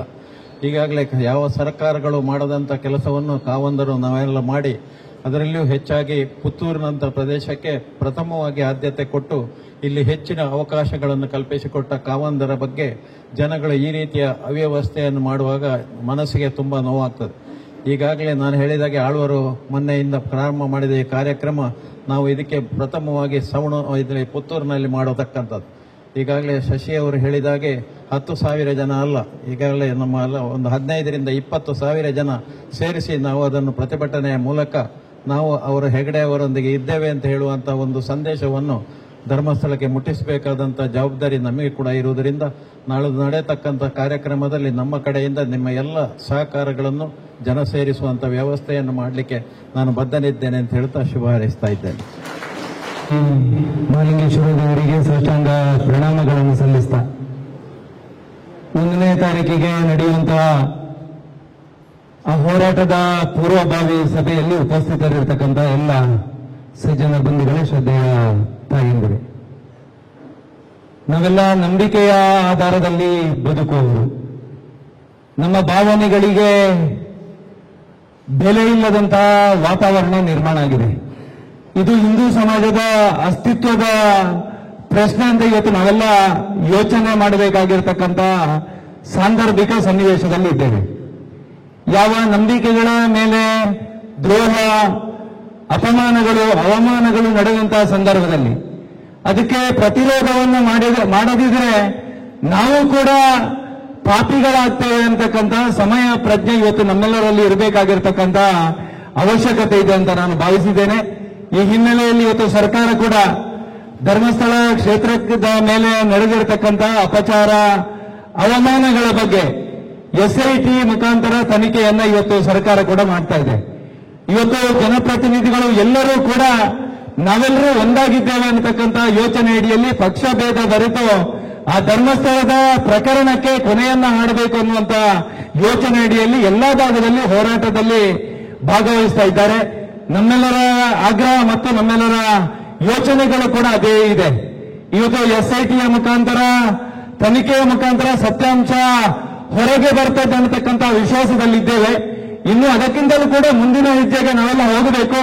ಇವತ್ತು ಕರ್ನಾಟಕದ ಲೋಕಸಭಾ ಸದಸ್ಯರು ಎಲ್ಲರೂ ಕೂಡ ಸೇರಿಕೊಂಡು ಇದನ್ನ NIA ತನಿಖೆಯ ಮುಖಾಂತರ ಸ್ಪಷ್ಟವಾಗಿರತಕ್ಕಂಥ ನ್ಯಾಯವನ್ನ ಸಿಗುವುದಕ್ಕೆ ಆಗ್ರಹವನ್ನು ಮಾಡಬೇಕು ಅನ್ನುವಂಥ ವಿನಂತಿಯನ್ನು ಮಾಡ್ತಾ, ಆ ಕ್ಷೇತ್ರಕ್ಕೆ ಆಗಿರತಕ್ಕಂಥ ಅವಮಾನ, ನನಗೆ ಆಗಿರತಕ್ಕಂಥ ಅವಮಾನ ಅನ್ನುವಂಥ ರೀತಿಯಲ್ಲಿ ನಾಳೆ ದಿನ 1ನೇ ತಾರೀಕಿನ ಆ ಸಮಾವೇಶದಲ್ಲಿ ನಾವೆಲ್ಲರೂ ಒಂದಾಗಿ ಒಟ್ಟಾಗಿ ಈ ರೀತಿಯ ಕೃತ್ಯವನ್ನ ವಿರೋಧಿಸೋಣ. ನಾವೆಲ್ಲರೂ ಕೂಡ ಹಿಂದೂ ಸಮಾಜದ ಅಸ್ಮಿತೆಯ ದೃಷ್ಟಿಕೋನದಿಂದ ಎಲ್ಲವನ್ನ ಮರೆತು ನಾಳೆ ದಿನ 1ನೇ ತಾರೀಕಿಗೆ ನಡೆಯತಕ್ಕಂಥ ಕಾರ್ಯಕ್ರಮದಲ್ಲಿ ಭಾಗವಹಿಸಿದಾಗ ಅದು ಜಿಲ್ಲೆಯ ಕಾರ್ಯಕ್ರಮದ ಯಶಸ್ವಿ ಅಲ್ಲ, ಇಡೀ ರಾಜ್ಯದಲ್ಲಿ ಅತ್ಯಧಿಕ ಸಂಖ್ಯೆಯಲ್ಲಿ ಹೋರಾಟ ಮತ್ತು ಅದಕ್ಕೆ ಉತ್ತರವನ್ನು ಕೊಟ್ಟಿರತಕ್ಕಂಥ ವ್ಯವಸ್ಥೆ ಪುತ್ತೂರಿನಿಂದ ಆಗಿದೆ ಅನ್ನತಕ್ಕಂಥ ಜವಾಬ್ದಾರಿಯನ್ನು ನಾವೆಲ್ಲ ತಗೊಳ್ಬೇಕು ಅನ್ನುವಂತ ಮಾತನ್ನ ಉಲ್ಲೇಖ ಮಾಡ್ತಾ 1ನೇ ತಾರೀಕಿನ ಕಾರ್ಯಕ್ರಮದ ಬಗ್ಗೆ ನಾವೆಲ್ಲರೂ ಮನೆ ಮನೆಗೂ ಪ್ರಚಾರವನ್ನು ಕೊಡತಕ್ಕಂಥ ಮತ್ತು ಯಶಸ್ವಿನ ದೃಷ್ಟಿಕೋನದಿಂದ ಕೆಲಸವನ್ನ ಮಾಡೋಣ. ನಮಗೆಲ್ಲರಿಗೂ ಮಹಾಲಿಂಗೇಶ್ವರ ದೇವರು ಮತ್ತು ಮಂಜುನಾಥ ಸ್ವಾಮಿ ಮತ್ತು ಅಣ್ಣಪ್ಪ ದೈವ ನಮಗೆಲ್ಲರಿಗೂ ಆ ಶಕ್ತಿಯನ್ನು ಕೊಡಲಿ ಅಂತಕ್ಕಂಥ ಆಶಯದ ಜೊತೆಗೆ ನನ್ನ ಮಾತುಗಳನ್ನು ನಿಲ್ಲಿಸ್ತಾ ಇದ್ದೀನಿ. ಒಂದು ಅಂತ್ಯ ಆಡಬೇಕನ್ನುವಂಥ ಕಾಲಘಟ್ಟದಲ್ಲಿ ನಾವಿದ್ದೇವೆ. ಇವತ್ತು SITಯನ್ನು ರಚನೆ ಮಾಡಿದಂಥ ಸರ್ಕಾರವನ್ನು ನಾವು ಶ್ಲಾಘಿಸಿದ್ದೇವೆ. ತಾವಂದರು ಕೂಡ ಶ್ಲಾಘನೆಯನ್ನು ವ್ಯಕ್ತಪಡಿಸಿದ್ದಾರೆ. ಆದರೆ ಈ ಹಿಂದಿನ ವರ್ಷಗಳಲ್ಲಿ CBIಯನ್ನು ಕೂಡ ಪೂಜ್ಯ ಕಾವಂದ್ರ ನೇತೃತ್ವದಲ್ಲಿ ಆಯ್ಕೆ ಮಾಡಿದಂಥದ್ದು. ಅವರು ತುಂಬಾ ಅದಕ್ಕೆ ಒತ್ತು ನೀಡಿಕೊಂಡು ಆವತ್ತಿನ ತನಿಖೆಯನ್ನು ಮಾಡುವಲ್ಲಿ ಪೂಜ್ಯ ಕಾವಂದರು ಅದಕ್ಕೆ ಬೇಕಾದಂಥ ಸಹಕಾರವನ್ನೆಲ್ಲ ನೀಡಿದ್ದಾರೆ. ಹಲವಾರು ವರ್ಷಗಳಿಂದ ಸುಳ್ಳನ್ನೇ ಹೇಳಿಕೊಂಡು ಅದನ್ನು ಸತ್ಯವಾಗಿಸುವಂತ ಒಂದು ಷಡ್ಯಂತ್ರ ನಡೆದಿರುವಂತದ್ದು ನಮಗೆಲ್ಲರಿಗೂ ಗೊತ್ತಿರುವಂತ ವಿಷಯ. ಆದರೆ ಇವತ್ತು SITಯ ಮೂಲಕವಾದರೂ ಇದಕ್ಕೊಂದು ಅಂತ್ಯ ಆಗಬೇಕು ಅನ್ನುವಂಥದ್ದು ನಮ್ಮೆಲ್ಲರ ಆಗ್ರಹ. ಯಾಕಂದ್ರೆ ಇದು ಈಗಲೇ ಮುಂದುವರೆದರೆ ಇಡೀ ಹಿಂದೂ ಸಮಾಜದ ಸ್ವಾಸ್ಥ್ಯವನ್ನೇ ಕೆದರ್ತಾ ಹೋಗ್ತಾ ಬರುವಂತದ್ದು ನಾವು ಕಾಣ್ತಿದ್ದೇವೆ.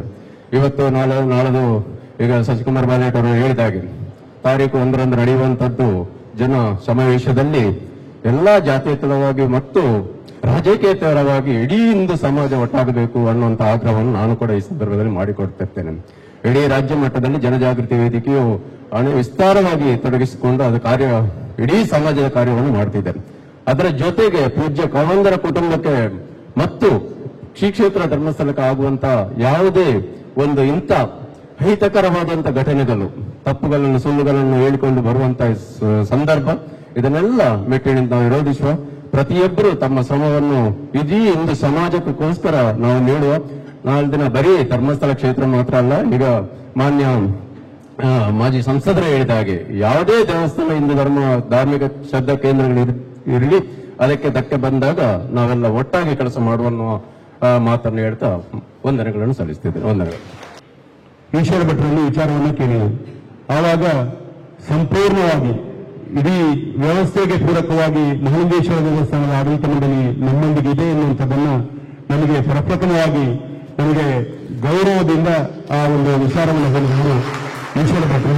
ಅವರು ಅವರ ಅಭಿಪ್ರಾಯವನ್ನು ವ್ಯಕ್ತಪಡಿಸಬೇಕಾಗಿ ಪತಿ ಶ್ರೀ ಮಹಾಲಿಂಗೇಶ್ವರ ದೇವರಿಗೆ ಸಾಷ್ಟಾಂಗ ನಮಸ್ಕರಿಸುತ್ತಾ ಸೇರಿದ ಎಲ್ಲ ಭಕ್ತವೃಂದಕ್ಕೆ ನಮನಗಳನ್ನು ಸಲ್ಲಿಸುತ್ತಾ ಈ ಕಾರ್ಯಕ್ರಮದಲ್ಲಿ ಇರುವ ನನ್ನ ಸಹೋದರ ಸಹೋದರಿಯರೇ, ಇಲ್ಲಿ ಇರುವ ಪತ್ರಿಕಾ ಮಾಧ್ಯಮದವರೇ, ಬಂಧು ಮಿತ್ರರುಗಳೇ, ಇವತ್ತು ನನಗೆ ಬಹಳ ಸಂತೋಷ ಆಗ್ತದೆ. ನಮ್ಮ ಸಮಿತಿ ಬಂದು 8 ತಿಂಗಳಾಯಿತು.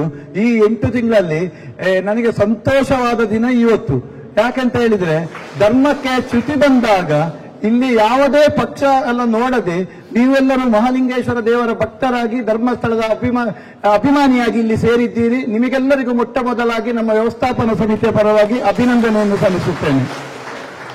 ಬಂಧುಗಳೇ, ಈ ಮೊನ್ನೆ 4-5 ದಿವಸದ ಹಿಂದೆ ನನ್ನ ಸಹಕಾರಿ ಬಂಧು ಶಶಿಕುಮಾರ್ ಅವರು ಬಂದು ಹೇಳಿದ್ರು, ಧರ್ಮಸ್ಥಳದ ಬಗ್ಗೆ ಅಪಪ್ರಚಾರ ಮಾಡುವುದೆಲ್ಲ ಗೊತ್ತುಂಟಲ್ಲ, ಅದಕ್ಕೆ ಇಲ್ಲಿ ಒಂದು ಸಭೆ ನಡೆಸಲಿಕ್ಕೆ ಉಂಟು, 1ನೇ ತಾರೀಕಿಗೆ ದೊಡ್ಡ ಸಭೆ ನಡೀಲಿಕ್ಕೆ ಉಂಟು, ಅದಕ್ಕೆ ಈಗ ಒಂದು ತುರ್ತು ಸಭೆಯನ್ನು ಈಗ ನಾವು ಕರೀತೇವೆ, ಅದಕ್ಕೆ ವ್ಯವಸ್ಥೆ ಮಾಡಬೇಕಂತ ಹೇಳಿದ್ರು. ಈ ಮೊದಲೇ ನಾನು ಹೇಳಿದ್ದೆ, ಎಷ್ಟೋ ಭಾಷಣಗಳಲ್ಲಿ ಹೋಗುವಾಗ ನಾನು ಹೇಳಿದ್ದೇವೆ, ನಮ್ಮ ಪುತ್ತೂರು ಮಹಾಲಿಂಗೇಶ್ವರ ದೇವಸ್ಥಾನದಲ್ಲಿ ಎಷ್ಟೋ ಸಂಘಟನೆಗಳು ಕಾರ್ಯಕ್ರಮ ಕೊಡ್ತಿರಬಹುದು, ಎಷ್ಟೋ ಪಕ್ಷಗಳು ಕೊಡ್ತಿರಬಹುದು, ಅವರು ಯಾರೇ ಬರಲಿ ನಮ್ಮ ಸಮಿತಿಯವರು ಅವರನ್ನು ಮಹಾಲಿಂಗೇಶ್ವರ ದೇವರ ಭಕ್ತರಾಗಿ ಕಾಣುತ್ತೇವೆ ಅಂತ ಹೇಳುವ ಮಾತನ್ನು ನಾನು ಹೇಳಿದ್ದೇನೆ. ಅದರಂತೆ ಈವರೆಗೆ ನಾವು ನಡೆದಿದ್ದೇವೆ. ಹಾಗೆ ಈ ಕಾರ್ಯಕ್ರಮಕ್ಕೆ ಎಂತ ಬೇಕೋ ಅದಕ್ಕೆ ಸಹಕಾರ ಕೊಡ್ತೇವೆ ಅಂತ ಹೇಳುವ ಮನೋಭಾವವನ್ನು ನಾವು ವ್ಯಕ್ತಪಡಿಸಿದ್ದೇವೆ. ಬಂಧುಗಳೇ, ಇವತ್ತು ಈ ಒಂದು SIT ತನಿಖೆ ಆಗಬೇಕು, ಇದು ನಮ್ಮ ಧರ್ಮಸ್ಥಳದ ಬಗ್ಗೆ ಅಪಪ್ರಚಾರ ಹೋಗಬೇಕು, ವೀರೇಂದ್ರ ಹೆಗ್ಡೆಯವರ ಮೇಲೆ ಆದ ಅಪಪ್ರಚಾರವೂ ಹೋಗಬೇಕು, ಸೌಜನ್ಯನವರಿಗೆ ನ್ಯಾಯ ಸಿಗಬೇಕು. ಇದನ್ನು ಎಲ್ಲರೂ ನಾವು 1ನೇ ತಾರೀಕಿಗೆ ಇಲ್ಲಿ ಕಾರ್ಯಕ್ರಮ ನಡೀಲಿಕ್ಕೆ ಉಂಟು.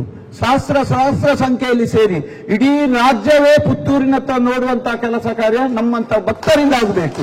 ಅದಕ್ಕೆ ಎಂತ ಸಹಕಾರ ಬೇಕೋ ಫುಲ್ಲು ನಮ್ಮ ವ್ಯವಸ್ಥಾಪನಾ ಸಮಿತಿಯು ನಾವು ಸಹಕಾರ. ಇವರು ಶಶಿಯನ್ನ ಹೇಳಿದ್ರು ಒಂದು ಲಘು ಉಪಹಾರ ಅಂತ ಹೇಳಿ, ಎಷ್ಟು ದೊಡ್ಡ ಉಪಹಾರ ನಮ್ಮ ವ್ಯವಸ್ಥಾಪನಾ ಸಮಿತಿ ಮಾಡ್ತದೆ. ನಿಮಗೆಲ್ಲರಿಗೂ ಈ ಕಾರ್ಯಕ್ರಮಕ್ಕೆ ನಾವು ಸಹಕಾರ ನೀಡುತ್ತೇವೆ. ನೀವೆಲ್ಲರೂ ಈ ಕಾರ್ಯಕ್ರಮದಲ್ಲಿ ಭಾಗವಹಿಸಬೇಕಂತೇಳಿ ಕೇಳಿಕೊಳ್ಳುತ್ತಾ ನಮ್ಮ ಧರ್ಮಕ್ಕೆ ಬಂದ ಚ್ಯುತಿಯನ್ನು ನಾವು ಹೋಗಲಾಡಿಸಬೇಕು ಅಂತ ಹೇಳುತ್ತಾ, ನಿಮಗೆಲ್ಲರಿಗೂ ಮಹಾಲಿಂಗೇಶ್ವರ ದೇವರು ಆರೋಗ್ಯ, ಭಾಗ್ಯ, ನೆಮ್ಮದಿಯ ಜೀವನವನ್ನು ಕರುಣಿಸಲೆಂದು ಈ ಕಾರ್ಯಕ್ರಮಕ್ಕೆ ಶುಭ ಹಾರೈಸುತ್ತಾ ನನ್ನೆರಡು ಮಾತನ್ನು ಮುಗಿಸ್ತೇನೆ. ಜೈ ಹಿಂದ್, ಜೈ ಕರ್ನಾಟಕ. ಇಲ್ಲಿ ಸೇರಿರುವ ಎಲ್ಲ ಆತ್ಮೀಯ ಭಗವತ ಬಂಧುಗಳೇ, ಭಗಿನಿಯರೇ, ಮಹಾಲಿಂಗೇಶ್ವರ ದೇವಸ್ಥಾನದ ಜೀರ್ಣೋದ್ಧಾರದ ಸಂದರ್ಭದಲ್ಲಿ ಗರ್ಭನ್ಯಾಸ ಕಾರ್ಯಕ್ರಮಕ್ಕೆ ಪೂಜ್ಯ ಕಾವಂದರನ್ನ ನಾವಿಲ್ಲಿ ಕರೆದಿದ್ದೆವು. ಆ ಸಂದರ್ಭದಲ್ಲಿ ವೇದಿಕೆಯಲ್ಲಿ ಅವರು ಮಾತು ಹೇಳಿದ್ರು, ವಿಟ್ಲದ ದೇವಸ್ಥಾನಕ್ಕೆ ಕಲಶವನ್ನ, ಮುಗುಳಿಯನ್ನ, ಬಂಗಾರದ ಮುಗುಳಿಯನ್ನು ಕೊಟ್ಟಿದ್ದೇವೆ. ಅದೇ ರೀತಿಯಲ್ಲಿ ಪುತ್ತೂರು ಮಹಾಲಿಂಗೇಶ್ವರ ದೇವಸ್ಥಾನ ಕೂಡ ಆ ಬಂಗಾರದ ಮುಗುಳಿಯನ್ನ ಕೊಡ್ತೇನೆ ಅಂತ ಹೇಳೋ ಮಾತು ಹೇಳಿದ್ರು. ಅದು ಕಳೆದ ನಂತರ ನಾನು ನಳಿನ್ ಕುಮಾರ್ ಕಟೀಲ್ ರವರು ಮತ್ತೆ ಸಾಜಾ ರಾಧಾಕೃಷ್ಣ ಅವರು, ತಿಮ್ಮಪ್ಪ ಎಲ್ಲ ಕ್ಷೇತ್ರಕ್ಕೆ ಹೋಗಿದ್ದೆವು. ಆ ಸಂದರ್ಭದಲ್ಲಿ ಅವರು ಹೇಳಿದ ಮಾತು ಪುನಃ ಹೇಳಿದ್ರು. ಆಗ ನಾವು ಹೇಳಿದೆವು, ಪುತ್ತೂರಿಗೆ ಮತ್ತು ಧರ್ಮಸ್ಥಳಕ್ಕೆ ವಿಶೇಷ ಸಂಬಂಧಗಳಿದೆ. ಧರ್ಮಸ್ಥಳದಲ್ಲಿ ಮಂಜುನಾಥ ಸ್ವಾಮಿ ಇದ್ದಾರೆ, ಒಟ್ಟಿಗೆ ಅಮ್ಮನವರು ಕೂಡ ಇದ್ದಾರೆ. ಆದ್ರಿಂದ ಪುತ್ತೂರಿಗೆ ಈಗಾಗಲೇ ಮುಗುಳಿಗೆ 3 ಮುಗುಳಿಗೆಯನ್ನು ಕೂಡ ವಿಶ್ವಕರ್ಮ ಸಮಾಜದವರು ಕೊಡ್ತೇವೆ ಅಂತ ಹೇಳಿ ಒಪ್ಪಿಯಾಗಿದೆ. ಅದಕ್ಕೆ ನಾವು ಮಾತು ಕೊಟ್ಟಾಗಿದೆ. ಆದ್ರಿಂದ ನೀವು ಅಮ್ಮನವರ ಗುಡಿಯನ್ನ, ಇಲ್ಲಿ ದೇವಿಯ ಗುಡಿಯನ್ನ ಮಾಡಿಕೊಡ್ಬೇಕು ಅಂತ ಮಾತನ್ನು ಕೇಳಿದೆವು. ಆ ಸಂದರ್ಭದಲ್ಲಿ ಏನು ವಾಪಸ್ ಏನು ಹೇಳಿಲ್ಲ, ಎಷ್ಟು ದುಡ್ಡು ಆಗ್ತದೆ ಅಂತ ಹೇಳುವಂತ ಹೇಳಿದ್ರು. ಸುಮಾರು 40 ಲಕ್ಷ ರೂಪಾಯಿ ಅವತ್ತೇ ಅದಕ್ಕೆ ಚೆಕ್ ಬರೆದು ಕೊಡುವಂತ ವ್ಯವಸ್ಥೆಗಳನ್ನು ಮಾಡಿದರು. ಅಷ್ಟು ಮಾತ್ರ ಅಲ್ಲ, ಆ ನಂತರ ದಿವಸಗಳಲ್ಲಿ ಕೂಡ ಈ ಕ್ಷೇತ್ರಕ್ಕೆ ಬೇರೆ ಬೇರೆ ಸಂದರ್ಭದಲ್ಲಿ ಇಲ್ಲಿ ಬಂದಿದ್ದಾರೆ.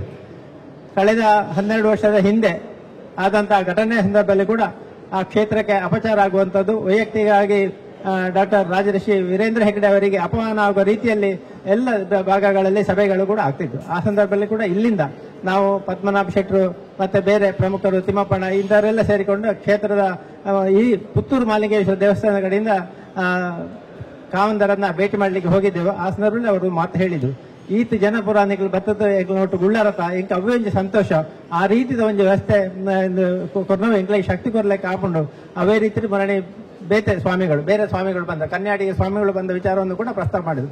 ಆ ಕನ್ಯಾಡಿಗ ಸ್ವಾಮಿಗಳು ಅದೇ ರೀತಿಯ ಮಾತನ್ನು ಹೇಳಿದ್ರೆ, ಹಿಂದೂ ಧರ್ಮಕ್ಕೆ ಅಪಚಾರ ಆಗುವಂತಹ ಸಂದರ್ಭದಲ್ಲಿ ನಾವೆಲ್ಲರೂ ಒಟ್ಟಿಗೆ ಇರಬೇಕು, ಆ ರೀತಿಯಲ್ಲಿ ನಾವೆಲ್ಲ ಇದ್ರೆ ಯಾವುದೇ ಒಂದು ತೊಂದರೆಗಳಾಗುವುದಿಲ್ಲ ಅಂತೆಲ್ಲ ಮಾತು ಹೇಳಿದ್ರು. ಆ ಹಿನ್ನೆಲೆಯಲ್ಲಿ ಇವತ್ತು ಇಲ್ಲಿ ಈ ಪೂರ್ವಭಾವಿ ಸಭೆಗೆ ತುಂಬಾ ಜನ ಒಂದು ಶಾರ್ಟ್ ನೋಟಿಸ್ ನಲ್ಲಿ ಬಂದಿದ್ದಾರೆ. ಬಹುಶಃ ಒಂದು ಫೋನ್ ನಲ್ಲಿ ಅಥವಾ ಒಂದು ವಾಟ್ಸ್ಆಪ್ ಮೆಸೇಜ್ ನಲ್ಲಿ ಬಂದದ್ದು.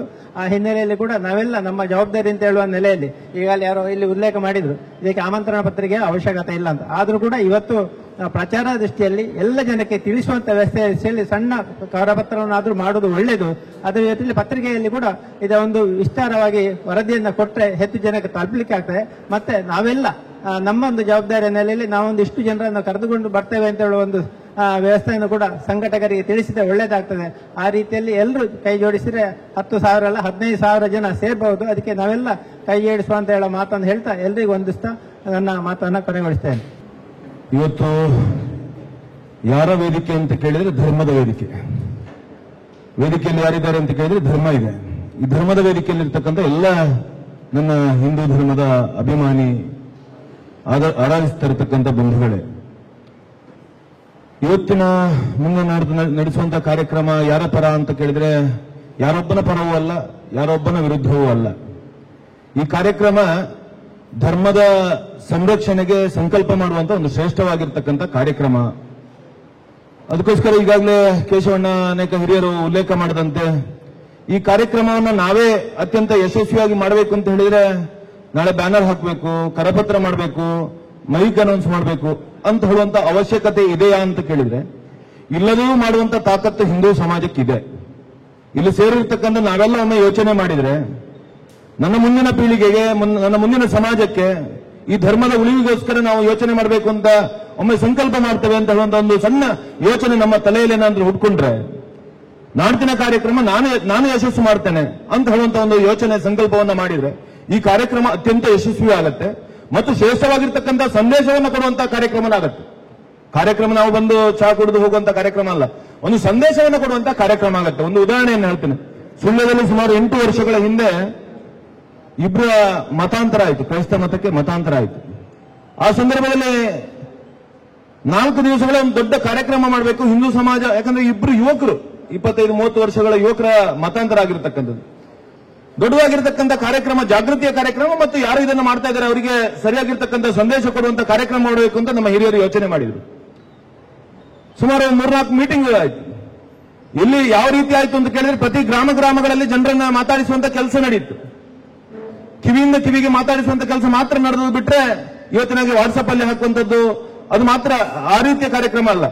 ಪ್ರತಿಯೊಬ್ಬನನ್ನ ಮನಮುಟ್ಟುವಂತೆ ಮಾತಾಡಿಸುವಂಥದ್ದು, ಪ್ರತಿಯೊಬ್ಬನನ್ನು ಈ ಕಾರ್ಯಕ್ರಮಕ್ಕೆ ಬರಲೇಬೇಕು ಅನಿವಾರ್ಯತೆ ಇದೆ ಅಂತ ಹೇಳುವಂತ ವಿಚಾರವನ್ನು ಮುಟ್ಟಿಸುವಂತಹ ವಿಚಾರಗಳನ್ನು ನಡೆಸಿದಾಗ ಇಡೀ ಸುಳ್ಯಕ್ಕೆ ಸುಳ್ಯದ 25,000ಕ್ಕಿಂತ ಹೆಚ್ಚು ಜನ ಪೇಟೆಯಲ್ಲಿ ಪೂರ್ತಿ ಸುಳ್ಯ ಜಾಮ್ ಆಗುವಂತಹ ವ್ಯವಸ್ಥೆ ನಿರ್ಮಾಣ ಆಗಿ ಒಂದು ಅಭೂತಪೂರ್ವವಾಗಿರ್ತಕ್ಕಂಥ ಹಿಂದೂ ಸಮಾಜದ ಸಮಾಜೋತ್ಸವನೇ ಅಲ್ಲಿ ನಡೆಯಿತು. ನಾರ್ತಿನ ಕಾರ್ಯಕ್ರಮ ದೇವಸ್ಥಾನದ ಈ ಗದ್ದೆಯಲ್ಲಿ ನಡೆಸುವಂತ ನಾವು ಕಾರ್ಯಕ್ರಮ ಅದು ಮತ್ತೊಂದು ಸಂದೇಶವನ್ನು ಕೊಡುವಂತ ಕಾರ್ಯಕ್ರಮ ಯಾಕೆ ಮಾಡಬಾರ್ದು? ನಾವು ಯಾವ ಅವಶ್ಯಕತೆ ಇದೆ ಅಂತ ಕೇಳಿದ್ರೆ ಕಂಚಿ ಸ್ವಾಮಿಯಿಂದ ಹಿಡಿದು ಇವತ್ತಿನ ಧರ್ಮಸ್ಥಳದ ಪ್ರಕರಣದ ತನಕ ನಮ್ಮ ಅತ್ಯಂತ ಪ್ರಮುಖ ಭಾಗ ಆಗಿರ್ತಕ್ಕಂಥ ನಂಬಿಕೆಯನ್ನು ನಾಶ ಮಾಡಬೇಕು ಅಂತ ಹೇಳುವಂತ ಷಡ್ಯಂತ್ರಗಳು ನಿರಂತರವಾಗಿ ನಡೀತಾ ಇರ್ತಕ್ಕಂಥ ನಾವೆಲ್ಲ ನೋಡ್ತಾ ಇದೀವಿ. ಕೊನೆ ನಮಗೆ ಇದು ಹೌದಾ ಅಂತ ಒಂದು ಸಣ್ಣ ಉಲ್ಲೇಖವನ್ನ ಮಾಡ್ತೇನೆ. ನನಗೂ ಒಂದು ವಾಟ್ಸಪ್ ಅಲ್ಲಿ ಬಂತು, ವೀರೇಂದ್ರ ಹೆಗಡೆ ಅವರು ಅಲ್ಲಿ ದಲಿತ ಬಂಧುಗಳಿಗೆ ಜಾಗವನ್ನ ಕೊಡ್ತಾ ಇಲ್ಲ, ಅನ್ಯಾಯ ಮಾಡಿದ್ದಾರೆ ಅಂತ. ನನಗೂ ಒಂದಷ್ಟು ಅಲ್ಲಿಯ ವಿಚಾರಗಳನ್ನ ಕೇಳಿದಾಗ ನಾನು ಅತ್ಯಂತ ಸ್ಪಷ್ಟವಾಗಿ ಇದನ್ನ ಮಾತಾಡ್ತಾ ಇದ್ದೇನೆ, ಯಾಕಂದ್ರೆ ಪಾರದರ್ಶಕವಾಗಿ ಮಾತಾಡ್ತಾ ಇದ್ದೇನೆ. ಕಳೆದ ಸಲದ ರಾಮ ಜನ್ಮಭೂಮಿ ಆಮಂತ್ರಣ ಪತ್ರಿಕೆ ಕೊಡ್ಲಿಕ್ಕೆ ಹೋದಾಗ ಸೆಷನ್ ಅಲ್ಲಿ 132 ಮನೆಗಳಿಗೆ, ದಲಿತ ಬಂಧುಗಳ ಮನೆಗಳಿಗೆ ನಮ್ಮ ಕಾರ್ಯಕರ್ತರು ಮಂತ್ರಾಕ್ಷತೆಯನ್ನು ವಿತರಣೆ ಮಾಡಿದ್ದಾರೆ. ಅಂದ್ರೆ ಅಲ್ಲಿ 132 ಮನೆಗಳಿಲ್ಲ ದಲಿತ ಬಂಧುಗಳದ್ದು. ಅವಾಗ ಹೌದಾ ಅಂತ ನನಗೂ ಅನ್ನಿಸಿತ್ತು. ಅದು ನೇರವಾಗಿ ಧರ್ಮಸ್ಥಳದ ಕಾವಂದರ ಜೊತೆ ಸಂಪರ್ಕ ಮಾಡಿ ಅಲ್ಲಿ ಏನು ವ್ಯವಸ್ಥೆ ಮಾಡ್ತಾ ಇದ್ದಾರೆ ಅವ್ರ ಜೊತೆ ಚರ್ಚೆಗಳು ನಡೆದಾಗ, ಸುಮಾರು 1 ಗಂಟೆಗಳ ಚರ್ಚೆಗಳು ನಡೆದಾಗ ಸತ್ಯ ಏನು ಅಂತ ಕೇಳಿದ್ರೆ 2 ಎಕರೆ ವರ್ಗ ಜಾಗ ಕಾವಂದರ ಹೆಸರಿನಲ್ಲಿರ್ತಕ್ಕಂಥ ವರ್ಗ ಜಾಗದಲ್ಲಿ 32 ಮನೆಗಳು ದಲಿತ ಕುಟುಂಬದ ಮನೆಗಳು ಈಗ ವಾಸ ಮಾಡ್ತಾ ಇದ್ದಾರೆ. ಉಳಿದ ಮನೆಗಳಿರ್ತಕ್ಕಂಥದ್ದು ಸರ್ಕಾರಿ ಭೂಮಿಯಲ್ಲಿ. ಒಟ್ಟಾರೆ ಯಾವುದೇ ಚೌಕಟ್ಟು ಬೇಲಿ ಇದು ಯಾವುದು ರಸ್ತೆ ಸರಿ ಯಾವುದೂ ಇಲ್ಲದೆ ಈ ಮನೆಗಳು ನಿರ್ಮಾಣ ತಲೆತಲಾಂತರದಿಂದ ನಿರ್ಮಾಣ ಆಗಿರ್ತಕ್ಕಂಥದ್ದು.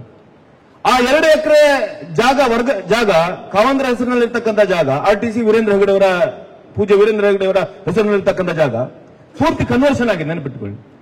ಈ ಜಾಗವನ್ನ ಈ ವಿರೋಧ ಈ ಹೋರಾಟ ವಿಚಾರದಲ್ಲೆಲ್ಲ ಇವತ್ತು ನಮ್ಗೆಲ್ಲರಿಗೂ ಗೊತ್ತಿರ್ತಕ್ಕಂಥದ್ದು ಕಾನೂನಾತ್ಮಕವಾಗಿರ್ತಕ್ಕಂಥ 2 ಎಕರೆಯನ್ನು ತುಂಡು ತುಂಡು ಮಾಡಿ 1.5 ಸೆನ್ಸು 3 ಸೆನ್ಸು ಕೊಡೋದು ಹೇಗೆ ಅಂತ ಸಮಸ್ಯೆಗೋಸ್ಕರ ಅದು ಬಾಕಿಯಾಗಿರ್ತಕ್ಕಂಥದ್ದು.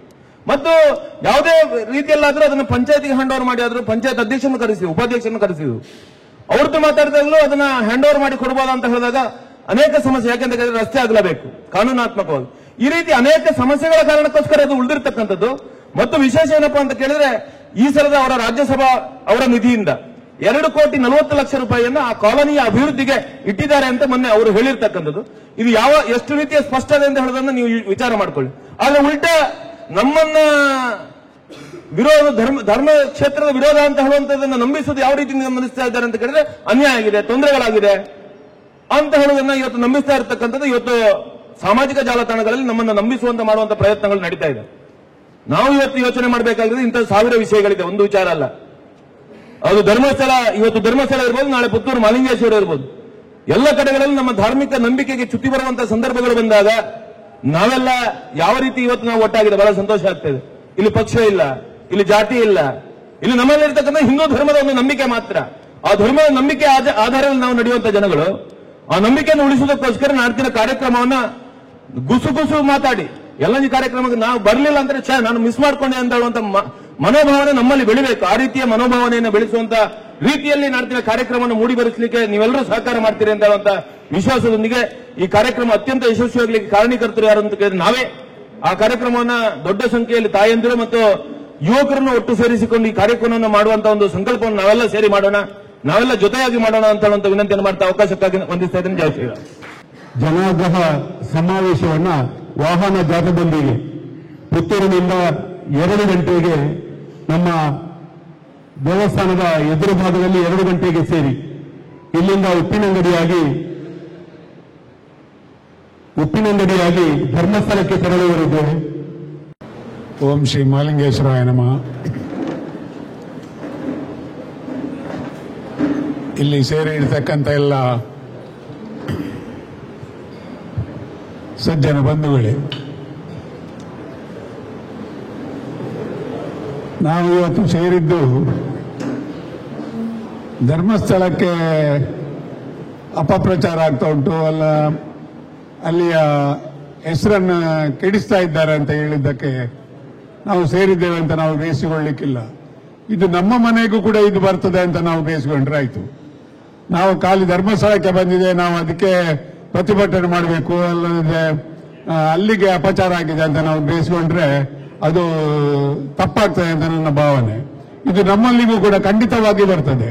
ಯಾಕಂತ ಹೇಳಿದ್ರೆ ನಮ್ಮಲ್ಲಿ ಯಾರಿಗಾದ್ರೂ ಒಂದು ದೋಷ ಇದ್ರೆ ಅವ ಇಂಥದ್ದನ್ನೇ ಮಾಡುದು, ಆಗ ಅದು ನಮಗೂ ಕೂಡ ಪೆಟ್ಟು ಬೀಳ್ತದೆ. ಅದಕ್ಕೆ ನಾವು ಎಲ್ಲ ಇಲ್ಲಿ ಒಟ್ಟಿಗೆ ಸೇರಿದ್ದೇವೆ.